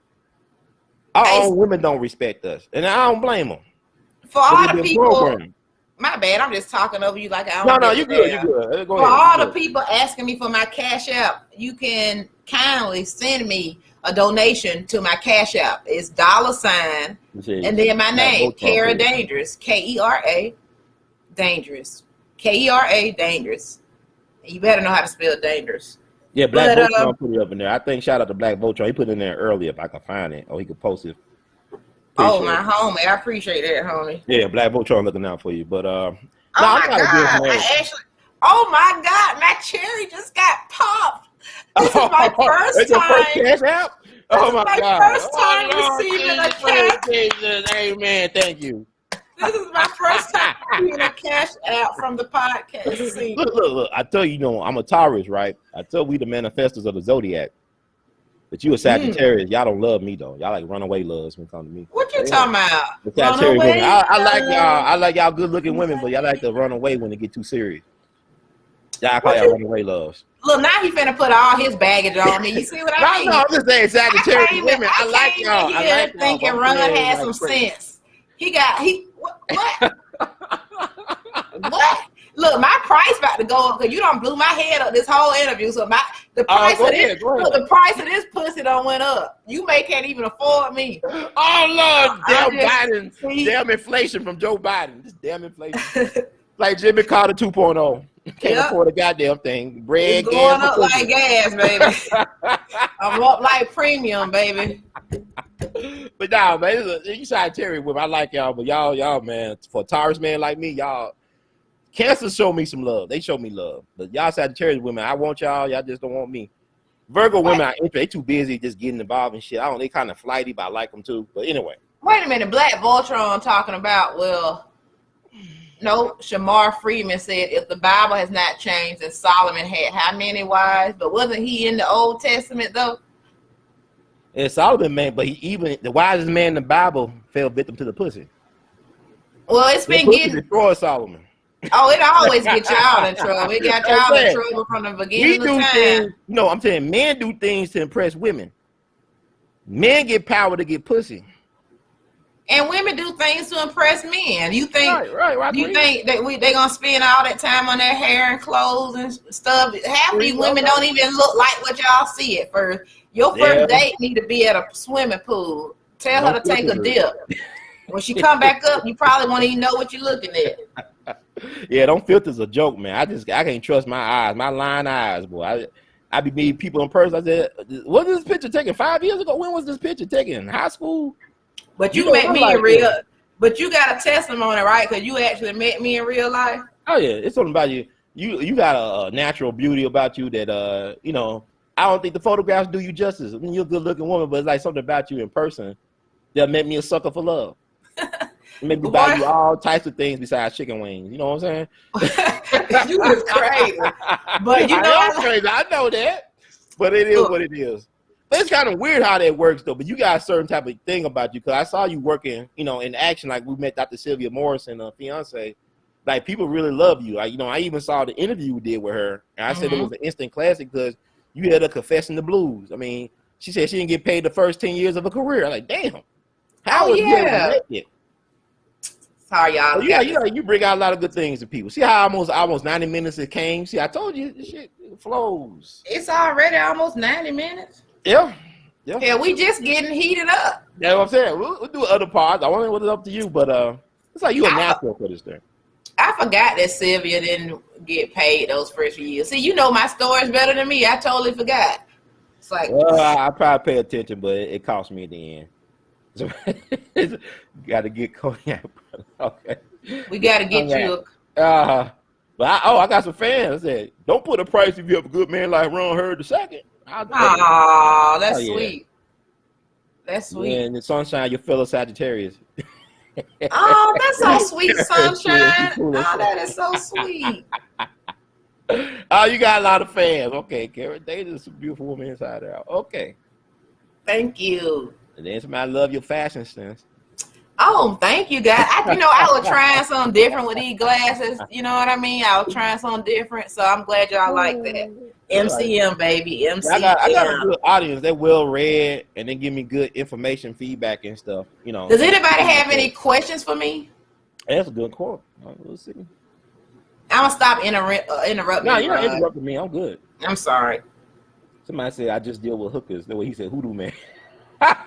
Well, you know what they there for. It's up front, fair exchange. Ain't no guessing and expectations or anything else.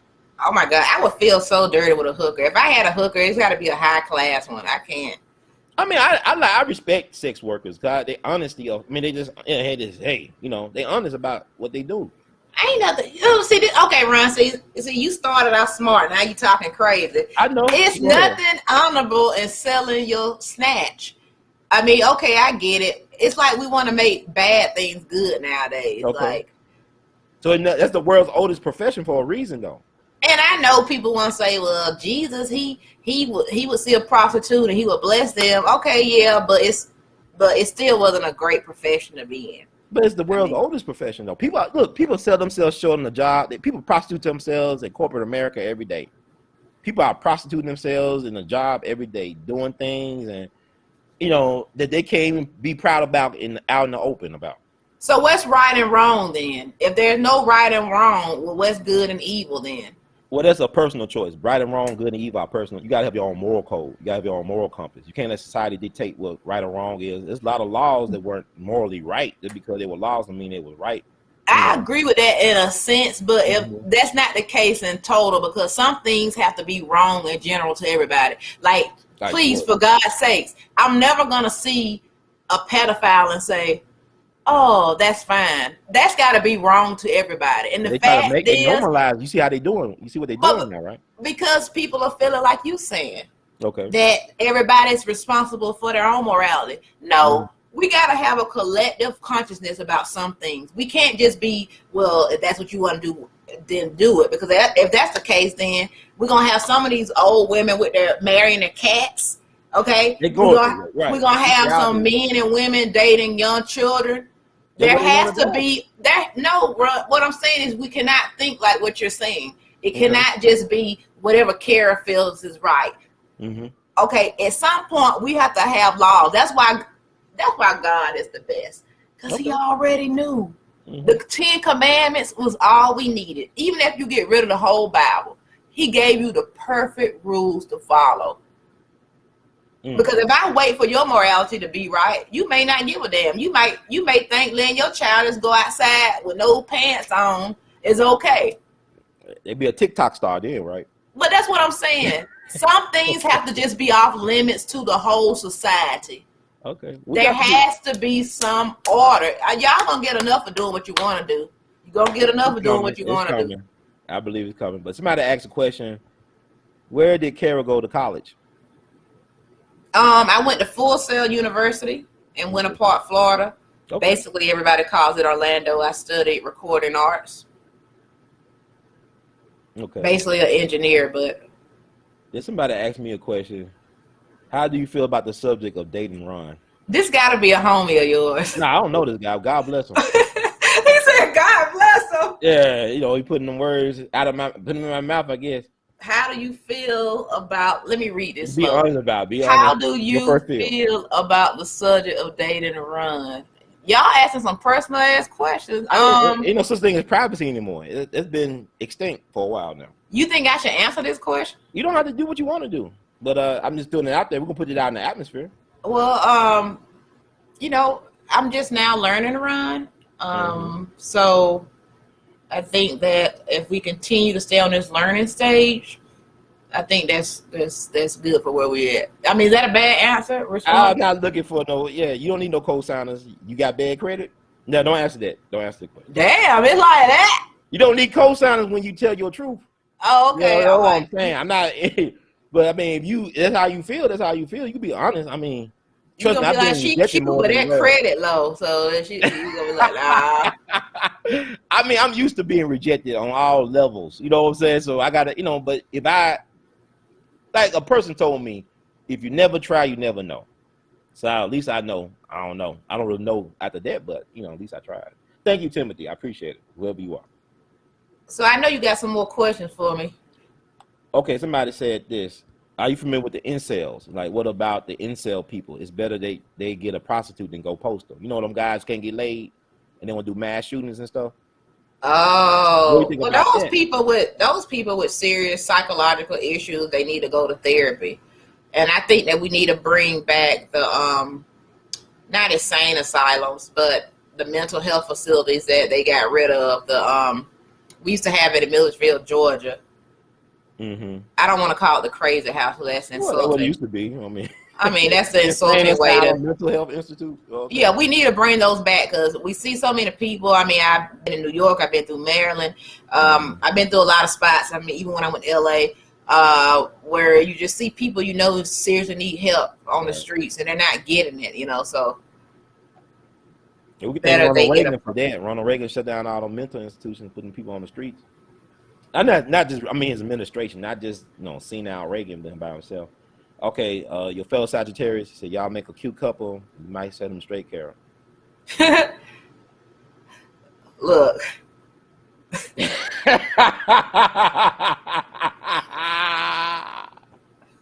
Oh, they put you on the spot. Oh, they took that one for me. Oh man. I don't even know what to say. I just say I like a man to be a man and for them to say what they need to say to come at me, All right. So, brother Ron, you got some troopers on here for you. Yeah, okay? They soldiers. They've been Sunshine been with me for a long time, decade or so, rocking with me. Appreciate her, and she's one of our great moderators. And somebody said, "Thank you, brother, for getting Judge O'Brien here to our people." I started interviewing Judge back in 2014, so everybody interviewed Judge. Now he can't stop talking. Yeah, he'll be on my show hopefully next week. I got. He'll be on there. You can pre-record it. Hell, do what you got to do. You try to hit him up and just play it. No, I was gonna tell you, but he's good about being on people's shows. Sometimes he might run late, but he's doing your show because he do a show sometimes with real Dana with the data. All right, but he's doing it early for you, so Judge love to run his mouth. Might say, rooting for you, run. Thank you, Brother Bug, one of our great moderators. We love you madly. Now, what did you think about the fact? I love the fact that Bill Cosby came out and said that he would take away his endowment to Howard, rightfully so, the money that he gave them if they fire Felicia Rashad. Yeah. Now, what's her job at the university again? Yeah, she's the dean. I think the fine arts department, whatever. And Felicia Rashad is a trooper. She always been consistent about, standing on the side of Bill Cosby. She known him better than she was his TV wife for years. Mm-hmm. So she knows him better than a lot of other folks who say they think he's a rapist. But I think Bill Cosby has had a poor return on his investment when investing in our people and our institutions. And it goes back to show you the people that love us the most, we hate them. We hate them for loving us. And now you got a bunch of media, like when you read the headlines, they're immediately saying shamed comedian or fallen comedian, or just putting a negative spin on. They can't even say he wasn't convicted of rape, but they threw all that out. Well, I wish I had the headline I read earlier, because they basically did everything but say he was guilty, and they said that we can't believe this guy is trying to get back out there. So obviously, I don't know if Bill Cosby has a show he wants to do, but he's definitely not going to be quiet. If you're looking for a Negro that's going to be quiet, it's not going to be Dr. Bill Cosby. No, he shouldn't be quiet. He paid his price. He's the last black leader in America. He actually went to prison for something that he believed in, and he didn't cow down or stand down. He stood his ground, and he paid the cost for that.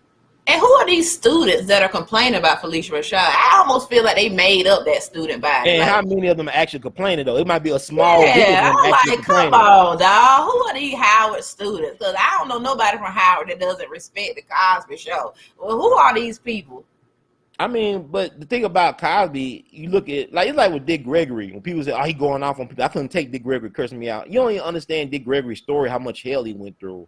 And how much he went through just for our people. I mean, going to jail, getting beat up, getting shot, losing a lot of money, losing his farm and all this stuff for our people, to liberate our people. You pay a cost for being a foot soldier in the movement. And Bill Cosby will always say, if it was for Dick Gregory, I wouldn't have what I have, because Dick Gregory gave up his spot and Cosby took his spot. And they were friends for a long, long time. And even Dick Gregory would come on my platform and talk about what they were doing to Cosby as early as 2014. And what people got to understand, is not about women. Nobody gives a damn about women.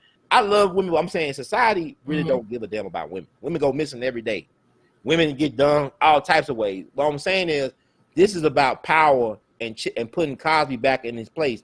This is about him trying to not only buy NBC, but have the audacity to stand up to the energy power people like Kinder Morgan and say, y'all would not build no pipeline on my property.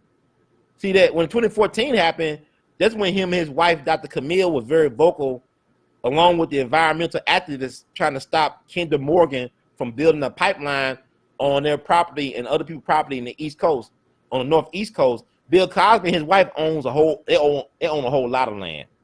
Like I told you earlier, anytime black folks try to do something with their land, white folks want to take it. Dr. York, them sisters down in Georgia, maybe, perhaps.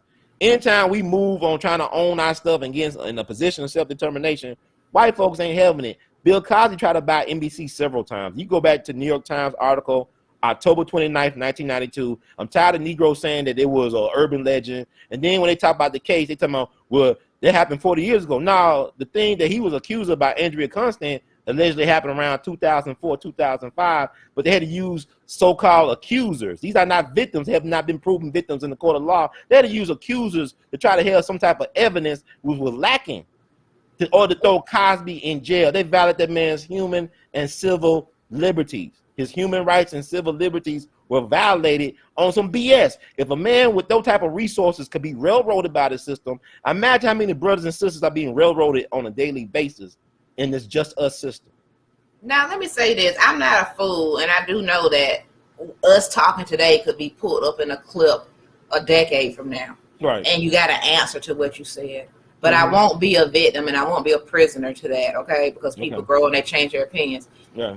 But just to give you an example, on my Instagram page, one of my Caucasian friends was commenting on my video with Stack, what's his real name? The whole Rachel Nichols, Maria Taylor situation. Okay, bring it up. Yeah. What's his name?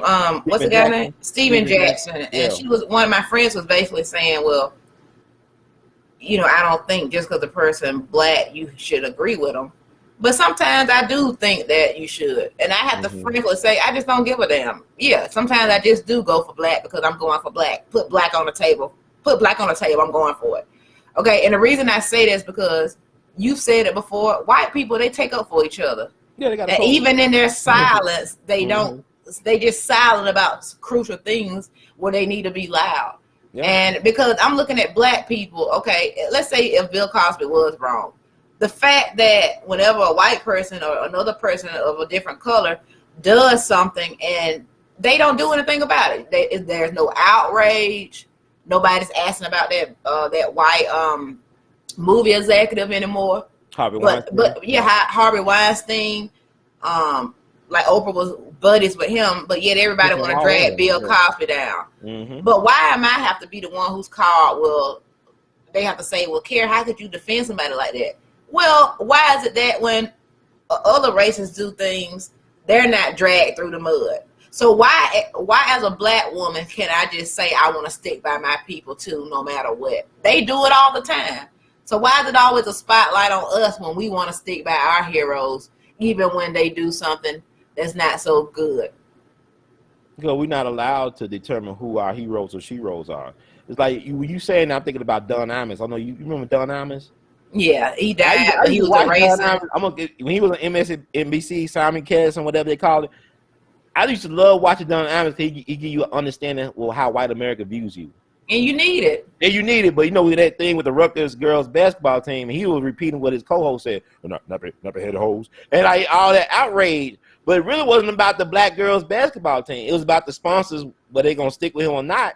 And he got kicked off of MSNBC, but he landed somewhere else before he died.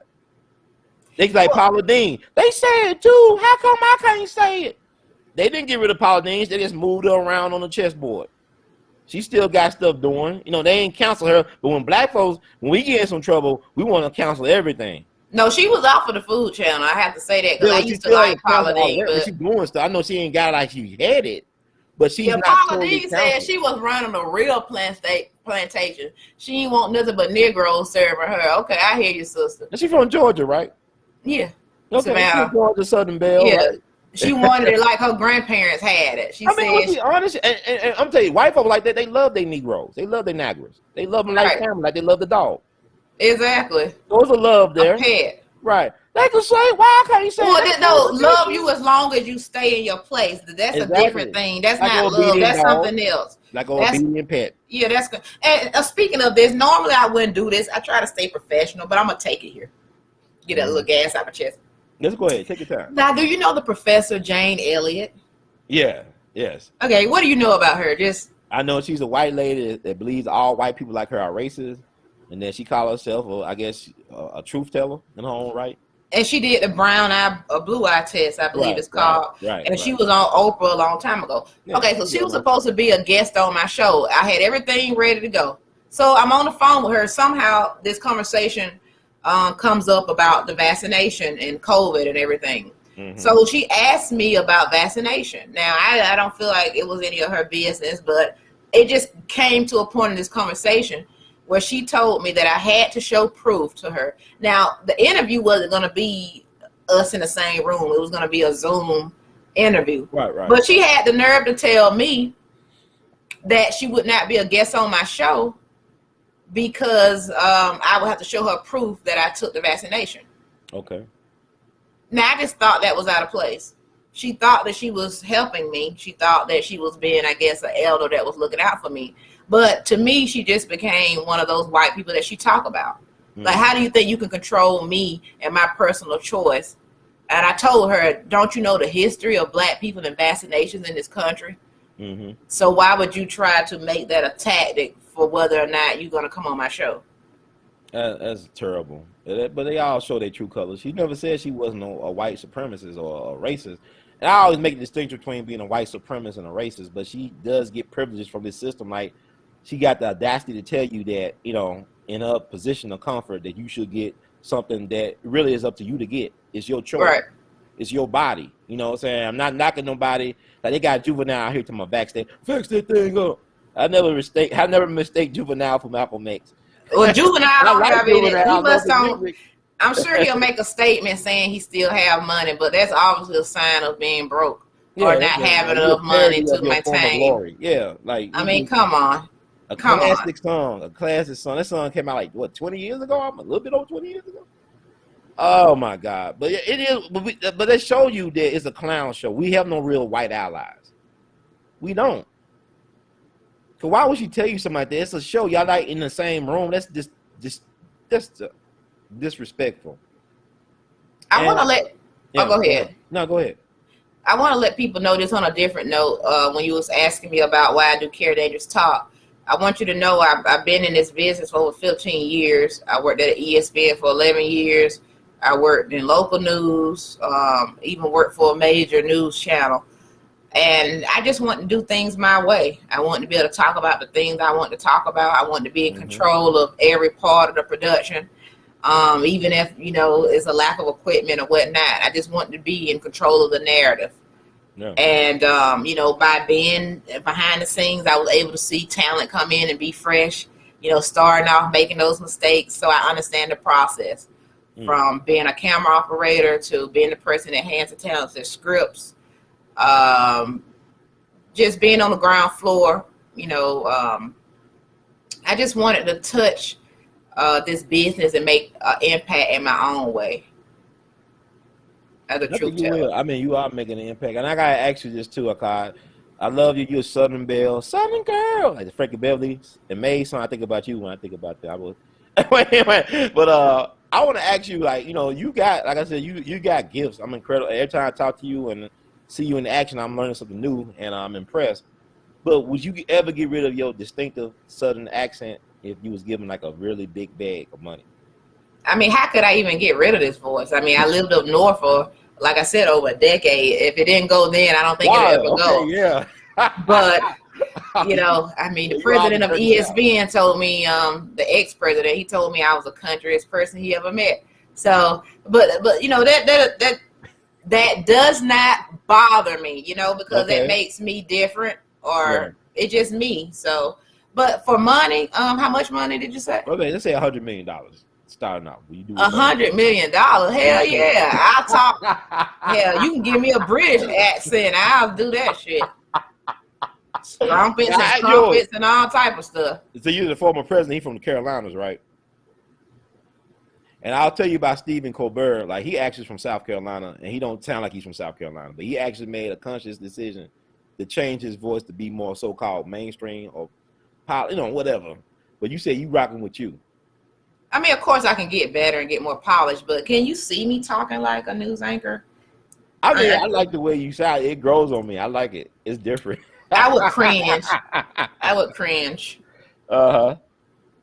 All people love your accent here. You got some fans in here. I hope if you don't like it, screw you, because I'm drinking. I don't care. That's right. You represent your place well. I like you, Southern girl. I call you Sweet Georgia Brown. You sweet like sugar. Boy, you better stop. This boy just making up anything. I don't know. I did call you Sweet Georgia Brown since I met you in my head anyway. The more you talk, the more the price going up. Oh, I gotta stop. Ding, ding, ding. I just try to get off the show, but I want to just keep on promoting. Get on, because you're on different platforms as well. Can you tell other platforms that they can find your stuff on? Oh, of course. The second season of Kera Dangerous Talk is on the way right now. And I got a deal now. I'm on NeverLeveledtv. Okay. It's a new independent black streaming network. And on NeverLeveled, they have movies on there that we all love. They have brand new shows, podcasts, and my show is one of them. We normally come on Wednesdays or Thursdays or Sundays. On Wednesdays and Thursdays, you can catch us at 7 p.m. Eastern, 4 p.m. Pacific. And we have a great time. Also, you can check out my YouTube page you see here, Kera Dangerous Talk. And please follow me on Instagram at Kera Dangerous. So that's where I'm most active at. Yeah, Kera Dangerous, stay true, be you. I appreciate that. Yeah, her accent is cute. We need that accent in Cali. Well, y'all send me the ticket and I'm over there. Cali is so beautiful. Everybody from Cali, they folks like a generation removed from Mississippi or Alabama. Well, true. You know? I love people from Cali, especially the men. They always laid back and chill. Really always do well with the men. I mean, I'm just saying they're always cool and friendly. I bet they are. Yeah, I like them better than the women out there. You know, the women up there. What's wrong with Cali girls? No, I don't know. I'm just saying the men just down to earth. I like them. Thank you, Neil. That's a good supporter. So you had to move to Guatemala to lose that. Damn. That was funny. You laughing a little too much, Ron. No, that's good, but you really like of the roots, man. Like you that foundational Black American, you us. But see, you ain't saying the stuff you said you were gonna say. You said I was classy and all that. You are classy. I like your country accent. classy. What's wrong with your accent? I love it. I know what I'm saying is like you us, like you from the root, man. You should be whatever you want to be. You rooted. Well, let me tell you this. Don't y'all want somebody real? Somebody that just give it to you real? Okay, you got her right here. That's right. You the real deal. And since Ron not plugging them right, make sure y'all check out my 2 albums too, Kera Dangerous and Kera Dangerous 2. Okay. Got some good music on there. So I got Kera Dangerous on Amazon Prime, but you on Spotify, right? You gave me Spotify. Kera Dangerous 1's on SoundClick. Not SoundClick, but damn it, what's that thing called? SoundCloud. Okay. And really all the music places, if you go Amazon, iTunes, all of them, just put in Kera Dangerous. Sometimes you got to put a space in the name. Sometimes you keep it together. It's real confusing. I don't know why. No, I like that. I downloaded yours from Amazon Prime Music, and the Kera Dangerous 1. You had Jamil Hill on there opening up for you. I said, damn, this woman got all type of connection. She got Jamil Hill, opening up for her on intro, and you came with some bars. And then I looked at your music videos. You are gorgeous, man. You like, be in my fantasy or dreams or something in the videos. Yeah, he trying to blow me up. My homework. Trying to blow me up. Yeah. I know. I'm just telling the truth. I gotta ask you. I mean, how hard is it to be in the industry? Like, where you want to go with the music? Are you still pursuing it wholeheartedly? Are you committed to the music? Well, I've been splitting time between doing the show. I really been focused on Kera Dangerous Talk more than anything right now. But I definitely been gathering pieces to start on the 3rd album. Just gathering tracks right now and kind of formulating ideas in my head. It's kind of like a whole process. I was hoping for a summertime album, but obviously that's not happening. But I mean, still a lot of good work on Kera Dangerous 1 and Kera Dangerous 2 that people should listen to. But I want to do it all. I just want to do what I love, which is I love writing music. And I love talking to the people. So I'm not going to stop doing it. And they say if you're consistent and something good will come out of it. Because I hear from people who have made it, whatever that means, that the thing most people miss out on is they just give up. They just simply give up. And the greatest asset you can have is just the belief in yourself. No matter if your mama don't believe in you, your father don't believe in you, your sister or your brother, your grandma, whatever, your cat and dog don't believe in you, you got to believe in yourself. But be good at what you're doing too. Because sometimes we can't hold on to stuff we're not good at. But I know I'm good, so I'm going to continue. That's cool. You also do got great support system, by the way. Shout out to your brother-in-law, your sister. Your mom's like she's a big fan of yours as well, too. So that's great you have family that is supporting you and believe in your dream. And if y'all are cheap, you can also listen to the album for free on YouTube. Just type it in. I don't have a problem with that. As long as people are listening, it's fine with me. Hey. You always a cash apple too at Kera Dangerous. Thank you, Black Voltron Reloaded. He's a fan of yours. I'm thinking Black Voltron is a he. I don't know. I'm just assuming too much. But Black Voltron Reloaded, thank you for supporting the channel. It feels like a he because he got the Yeah, the black. Yeah. I will go with that. But yeah. He keep it mysterious. He can still keep it mysterious. Now, what's a question you really want to ask me while we're still here?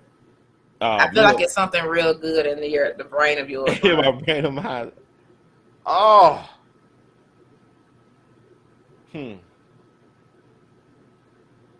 Why are you single? Oh, shit. I ain't want to think about it. Why are you single? I mean, you got a lot going for yourself. You're a beautiful woman. Why are you single? Is it by choice? It got to be by choice. Well, why are you single? It's another hour. But exactly. No, I don't. Location, more than likely. Well, I used to blame it on location. I mean, look, I spent 11 years in Connecticut, okay? But dating just sucks, period. It's the time we live in. It's all social media. It's dating apps. I hate it. I can't take anybody seriously even when I try to do the dating apps. When you meet up with somebody, it's all games. They all just broke up with somebody, or it's a bunch of BS. I mean, I had a guy ask for my number recently, was excited to talk to him. And then he started calling me at midnight and just saying he's not a big talker on the phone, but yet talked to me for hours that first night. I'm just thinking to myself, when the story starts being is not making sense, or it just changes so much, I can't deal with it. I don't like the way people operate these days. And I don't think when you look at a woman in her 30s or look at a man in her 30s and they're single, I don't think you should look at them like, what's wrong with them? But sometimes it's not anything wrong with a person. It's the options. And even though I believe in the law of attraction, I don't really think I subscribe to the fact when people say you attract what you're about. Right. Because I think you can be a good person and just never be lucky in love, or just never have a good relationship. I don't think that makes you crazy. I just think that makes what happens to you. That's just it. So in answering your question, I'm single because nobody has tickled my fancy or has gotten that far. And I don't feel like I've had anybody with good enough intentions to make a commitment to me to the point where I could be in a committed long relationship. But I'm open to it. I'm open to fun. I'm open to adventure. You're a Sagittarius. That makes sense.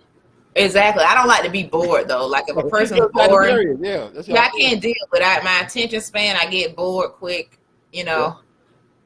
But I'm all about affection and caring. I'm a team player. If I got a spouse, I care. I want to give gifts. I'm into all that. And I attract people who don't like gifts. I attract people who aren't affectionate other than when they just want to have sex. And I don't like that. So I just haven't. You like sex, or you don't like that, like what they attracted, right? You know, you like sex, right? Well, it's funny because the people that I'm mostly sexually attracted to, those are the ones that turn out to be no good for you. But the ones that I feel that the sex isn't so upfront, like the sexual attraction isn't so, you know. But some like people providers, they're safe. They're safe, right? They're dependable type, or. Well, I'm just saying, you know, sometimes you meet somebody and you just feel that attraction, you feel that heat immediately. Yeah. You know, I just feel like those people, they don't ever be good for you too much. So, I mean, yeah, I like sex. I'm a human, right? Yeah. Yeah. But I don't have to have it if it's going to be with a person that's no good, because I do understand soul ties, and I'm so spiritually inclined to the point of that if I do give my body to somebody and they're not in the right place, that can affect me.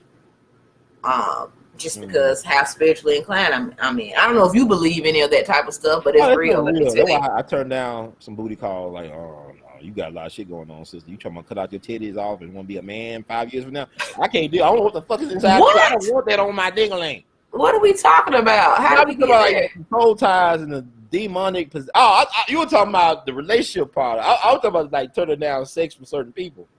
Oh, okay. You know what I'm saying? Like, you know, demonic possession is real. They be talking in tongues, and I want to give you this.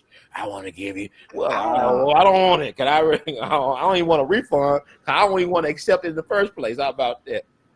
I mean, it is true. Like, my thing about relationships is like, you know, I have friends. I'm friends with. I said, damn, if I had a time machine, I was just in a different place in a different season, and she was in a different place in a different season, and you just miss each other, but then your life experiences inform you on a lot of things. Like, damn, okay.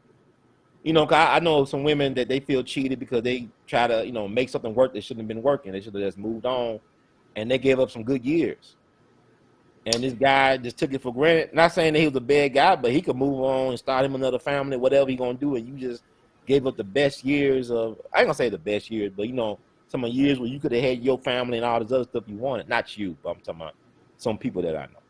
And I like, you just brought up a good point. I also have standards. I'm a person that I'm looking at everything. I want to know your family history. I want to know who has mental issues. I want to know You know, how do you handle your anger? Do you beat women? I want to know. Like, I ask those type of questions, and some people feel like you're interviewing them, but this is the kind of stuff you have to ask. And I think for some people, I can be intense. You know, but hey, no, you can't be. No, I don't see that. Kera Dangerous. Your last name is Dangerous. You can't be that intense. No, I just mean, you know, I speak up. I say what's on my mind, but I think I can definitely be vulnerable and soft with the right person. That's good to know, because I know some women that too much like men. They like men, but they act like men. They got a lot of masculine energy because of their life experiences. Like, maybe they picked the wrong guy to have a child with. The child's not in the child's life, so they gotta be, I guess, mom and dad. You know, and it throws them off. You know what I'm saying? And I think it just comes down to the right person. You got the right person. I mean, you can be different with different people. I mean, I'm totally, you know, grew up a tomboy, whatnot, but I mean, that don't mean I'm gonna be a tomboy in the bed. It depends. It depends on, you got a different vibe with different people. You know that, Ron. Come on. You ain't been lonely that. Look, you ain't always been lonely. Give me a break. I know, but I wish if I had a time machine, I would have made some. I would have chose more WAP. You know, I would have got it. I would have got it in. I think, like, maybe I should have been a hoe. You know, like, I should just hit everything and screwed everything, and I could have been in the, you know, I've been there, done that. You know, I could have had a whole bunch of kids or some shit. I don't know. Well, good women have WAP too, so hey. Yeah. I mean, I agree with it, but I just said, like, you know, this COVID. I mean, it's weird. People don't know how to talk to each other anymore. Like, it's hard to say hello to somebody. They don't even say hello back a lot of times. Well, that's what I'm saying. People think that you shouldn't have any expectations, but I feel like you should. I've had people tell me, well, Kara, you have too many expectations. I mean, shouldn't I expect something of you? If I can't expect anything of you, then why are you in my life? I don't subscribe to those things. I hear what, but you know what thing? If you don't have any expectation, you can never be disappointed. I'd rather be surprised now than disappointed. No, if I don't expect, because people gonna let you down most of the time. Ain't not because they trying to do it. It's just human nature. You ain't gonna always be able to honor all your obligations because things may come up. You know, things happen. People die unexpectedly. Things happen. My thing is, I don't expect anything. I just, you know, I'm not trying to put nobody at a certain expectation level, because you be disappointed most of the times. Well, you know what? Let me cause attention to this comment over here where. Okay. Where is it at? Well, somebody said I got a drawer with batteries in it. I guess they're trying to say I have sex toys. Where is that coming at? Right, I got it knocked out. She got a top drawer filled with batteries, huh? Well, you know, I'm not even mad at that comment, because let me tell you something, knockout Noda. It's better for me to have a drawer filled with batteries than to have a coochie filled with STDs. Okay, so if it's fun, I mean, that doesn't bother me. I mean, come on. All right. If a toy can take me there, and I don't have to deal with the toy's mouth or the toy's disrespect, and I don't have to deal with pregnancy, then I say hooray to toys. So hey. You have your own. You a bad mama jamma, boy. Y'all gotta check out her rap, man. You see she go off like that, and she can have her own. Check out her bars on her songs, Kera Dangerous 1 and 2. Exactly. Y'all be worried about the wrong things. There ain't nothing. Look, hey, it's saving a lot of lives for a lot of people to reach in that drawer and pull out a toy rather than pull out some of y'all penises out here that don't need to be pulled out. So it just be the main people talking about wear your mask, but you ain't wearing no condom. Yeah, you ain't wearing no condom. Got the mask on, you raw dogging. Hey, I'm being socially responsible. Yeah, so I mean, nobody studying that. That don't bother me at all. Oh, you are good. I like you. I like you a lot. I like you. Oh, that's good. You hold your own. But you got to have a tough skin out here. That's what I'm saying. I thank God that Dick Gregory used to scream at me and curse me out, because it got me prepared for this thing, dealing with people. But like he said, you got to be a turtle. Be hard on the outside, soft on the inside, and willing to stick your neck out. And that's how you serve people. I've been around so many people that when people try to hurt my feelings, it doesn't even hurt. It's a thing that you wouldn't think hurt me that probably will. So I thank you, Norneil. I will keep my standards. Yeah. And thank you, Black Voltron. Yeah. I'm not worried about it. What y'all need to be worried about is these men who buying these dolls with these fake vaginas on them. Those the widows you need to be worried about. You know, I used to be a supervisor of a night shift cleaning crew at the library, at the main library here in Memphis. And one of my workers discovered, like, some dude, they discovered one of those battery operated vagina things. Like, you can stick your penis inside the vagina. Like, Exactly. Now those are creatures you need to be worried about. The library by the computer desk. I'm like, oh my God, really? Exactly. But you know, it's like, well, people talking about they don't trust people. I said, every day you go out to eat, you trust somebody you don't know with your life. And really, you need to be worried about the women and men that's just sleeping with whatever, because you know, your body is really a temple. Mm-hmm. And when you get to the point of not feeling that anymore because you do it so much, then that's a problem. I mean, we speaking to me right now. Yeah. Well, why do you think people you can abuse sex? You saying you could be a sex addict? Is that possible to be a sex addict? What I'm saying is, women, if they sleeping with a man, they're taking in that man, okay? Right. And you feel some kind of way when you're in sexual activity. Mm-hmm. So if you get to the point where you're just sleeping with so many people and the mental part of that doesn't even affect you, those are women that you need to be worried about. Yeah, because when I have sex, I know I had sex, is what I'm trying to say. Mm-hmm. It's not like I'm just gonna wash off like a lot of women go in there and grab a rag or grab a baby wipe, don't even wash their ass no more. Yeah. Y'all don't even know who you're having sex with, so you can talk about me all damn day. But those are people y'all need to be worried about, who out here giving cooch away and it don't mean nothing to them. But them soul ties though, exactly. All that stuff they carrying with them. Exactly. Men and women. I mean, it's fascinating. And how you doing?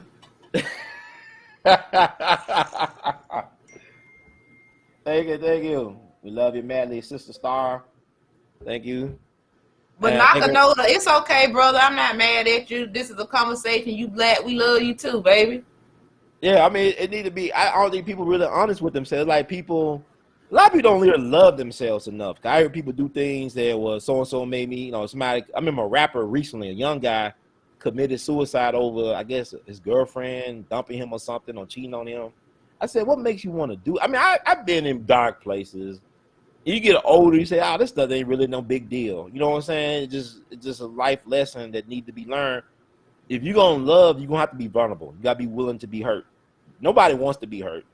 There's no such thing as a good breakup. I don't care how nice and gentle you try to do it and trying to be melt. There's no such thing as a good fucking breakup. It don't happen. Well, somebody going to be hurt unless neither one of them gave a damn, but that's very rare.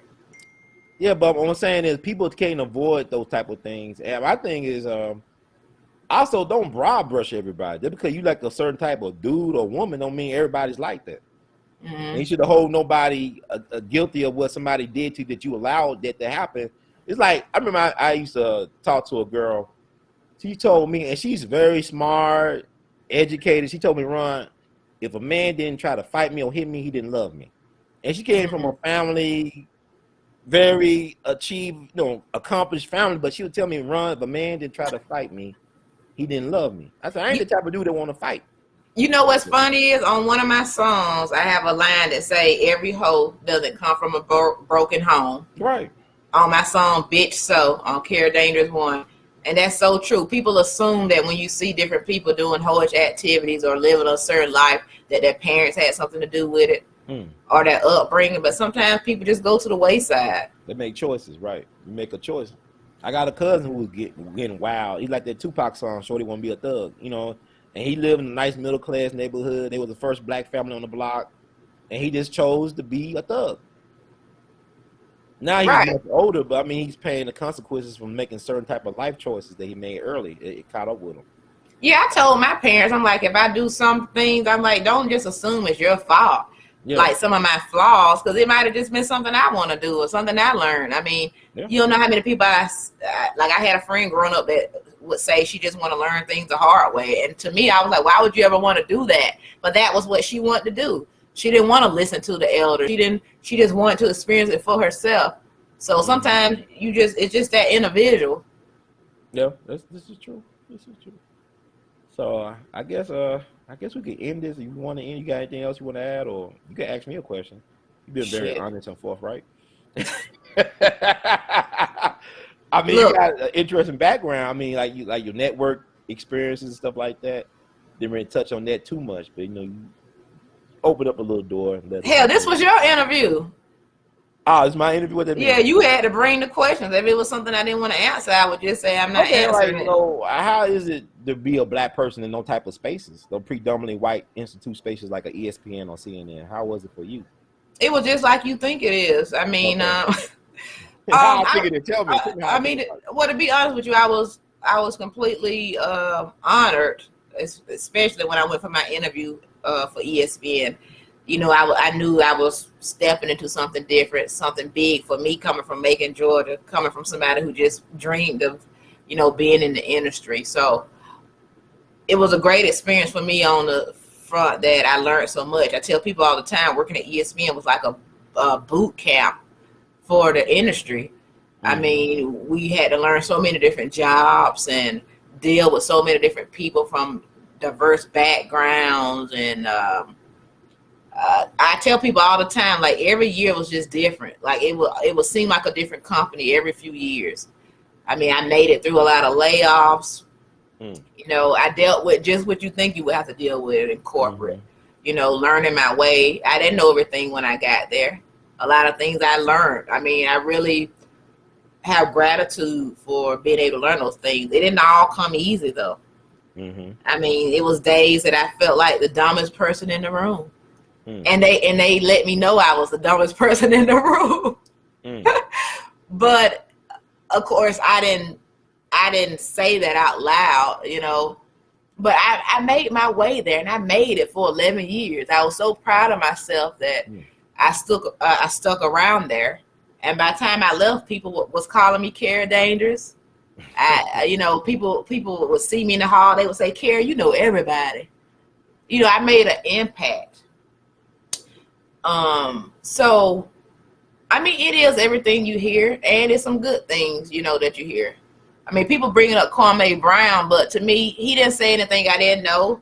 I mean, you have to understand, for black people to make it to a level of success where you start seeing them on TV, a lot of time, most of those people you see have had to do some cool stuff. Right. Okay, not everybody, but a lot of them have. So it just wasn't surprising to me. I mean, black people in the entertainment business, they're cliquey just like all the other groups. Right. It's a group of black people that stay together, that look out for each other, and not everybody's in that clique. I'm trying to knock down doors. There's other people who knocking down doors. I don't know if that's answering your question, but that's just basically how it is. I mean, sometimes it felt like a job, sometimes it felt like a career. Sometimes I walk down the hall, I see Chris Rock, I see Lil Wayne, I mean, I met so many people from working there, but I still had to deal with those fights, those corporate fights that you have to go through trying to get your voice heard. At one time, I was like one of the only black jib operators. Okay. So for you guys that don't know that, that's the camera that's on the long arm that you can shoot around the studio. Wow. But I worked on all the shows at ESPN. I worked on domestic shows, international shows, ESPN Deportes. So I did a little bit of it all behind the scenes. What was your favorite show to work on? Wow, my favorite show to work on. I mean, I have to be honest with you. Jamel Hill and Michael Smith, their show His and Hers, I worked on it since the very beginning when it was Numbers Never Lie with Mike Hill, and then he brought in Jamel later. Okay. So I don't know if I have a favorite show, but just working on shows from the beginning and seeing what they turn into is something that I enjoyed. Of course, I worked on the famed Sports Center all the time. So I would enjoy working at Sports Center on a Saturday morning when they would do college football. That was pretty fun. Okay, that should be interesting. That would have been interesting, I think. Yeah. What about Mr. Booyah? You ever talked to him? I actually did. Stuart Scott. I worked with him a number of times, and one time really sticks out in my mind in Sports Center. He during a break, he went on, and sometimes they would tape other things during the break, and he was taping some speech about having cancer. And I could see the emotion in his eyes. And at that time, the empathetic part of me came out. And I walked up to the desk, and I didn't ask him a question. I just walked up there, and I just put my arms around him, and I consoled him, and he began to cry. So that's a very special moment that me and him shared, because I just knew he needed somebody. You know, dealing with cancer was a big thing. You know, he represented so much at ESPN. I mean, he did so much as far as being a black face and how he was accepted by that culture, and all the years he did the Super Bowl and whatnot. So he was part of my childhood. I used to love watching ESPN in the morning, and he'd be on there, then they booyah and all that stuff. So he was unique talent. So that's I never knew. Wow, that's an amazing story. Yeah, it was another time where I was using the elevator, and he was in the elevator with me. And he turned to me and said, "I hate to be seen in the elevator. I'm being lazy because I'm not walking up the steps."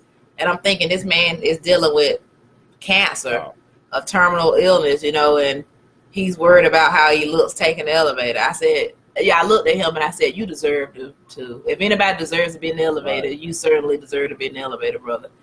So he was fighting to live. He wanted to live. He didn't want to go. He was fighting to the end, it sounds like, trying to do whatever he could do. And it's unfortunate. I mean, like, he had everything he wanted except time.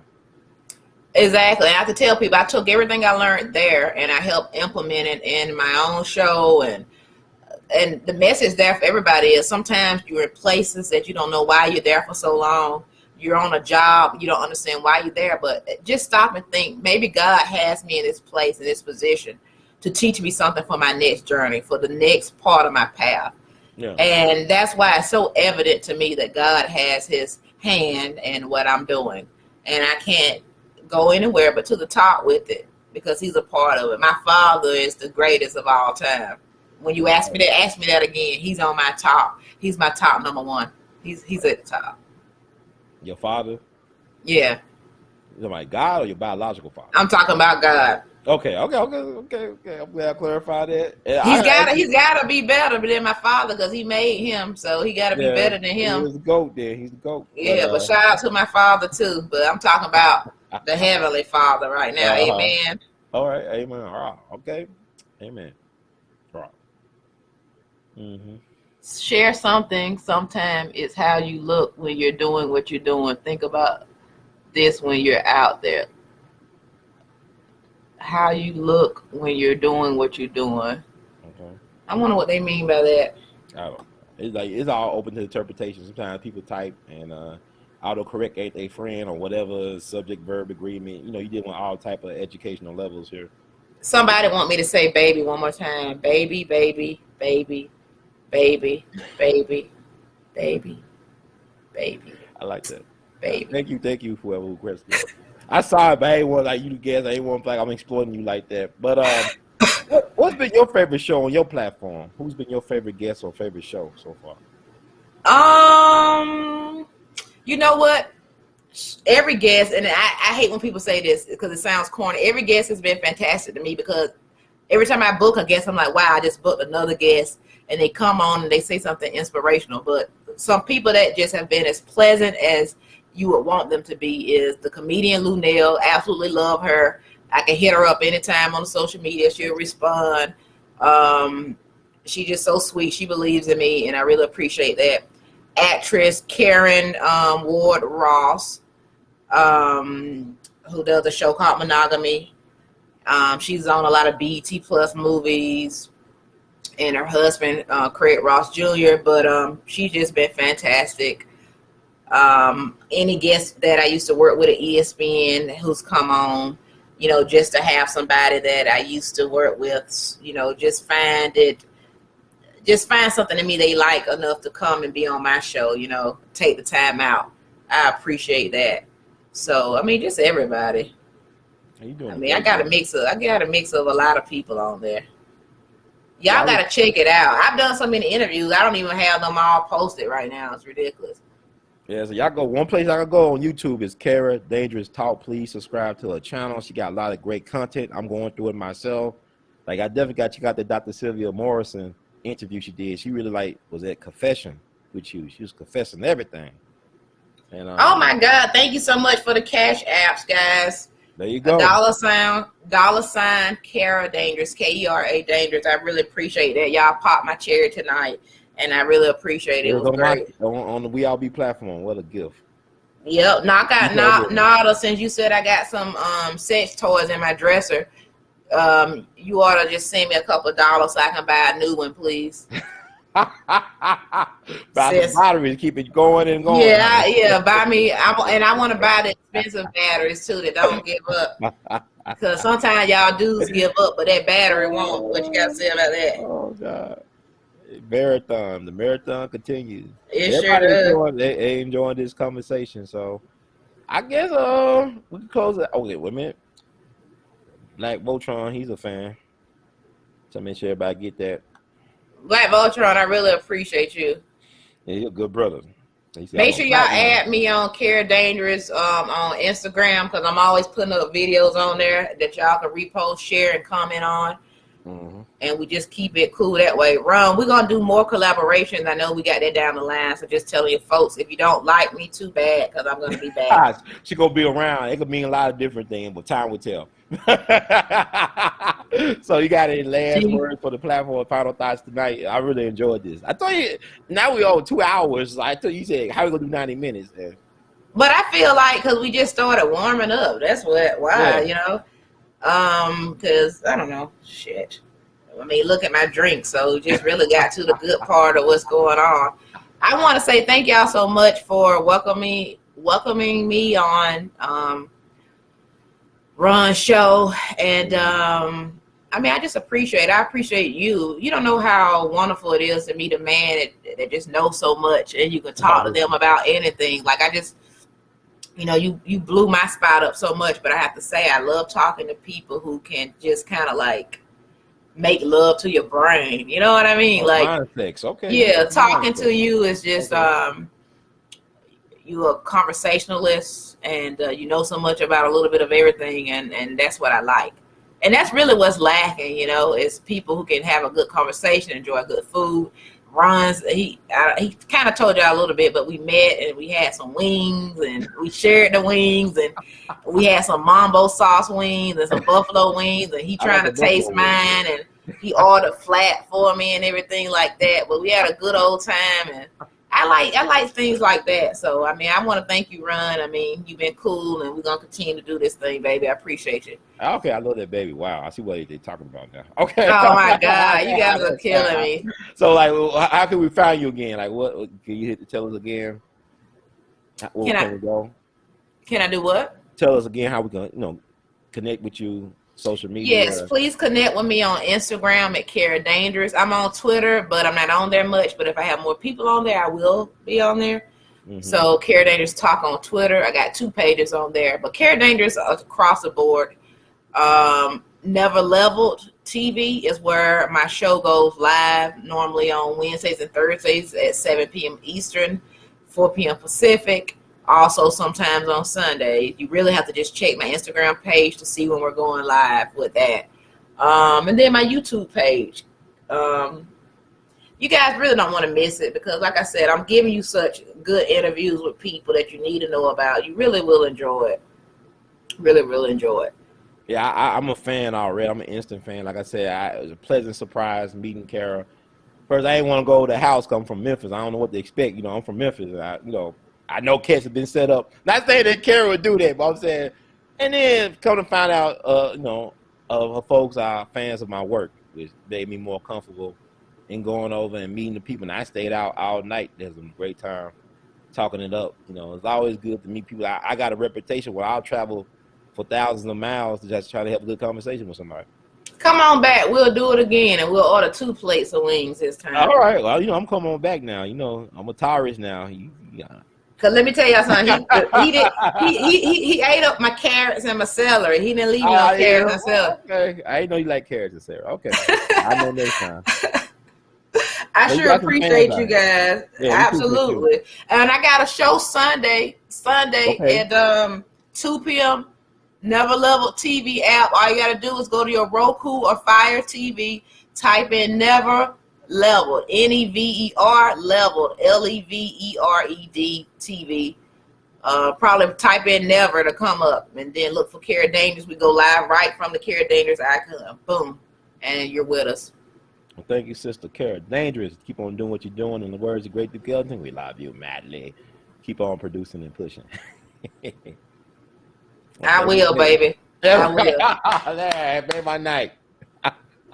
I want to thank everybody for rocking with us. Like, I got some of the most sophisticated and passionate watchers and listeners on this YouTube thing. I want to thank y'all for rocking with me, especially the people that been around for years. Y'all seen the good, bad, and the ugly, and it's always a pleasure. So to serve the people. So with that said, we're gonna close it out. But I think, let me see. I always have to read a disclaimer. I don't know, it don't mean anything, but it means something. Especially on the YouTube streets, the cops that be watching, the YouTube cops be watching. But disclaimer, the views expressed by host and guests on the WeAllBeTV platform are not the official views, opinions, beliefs, or perspectives of WeAllBe News or the WeAllBe Group Incorporated.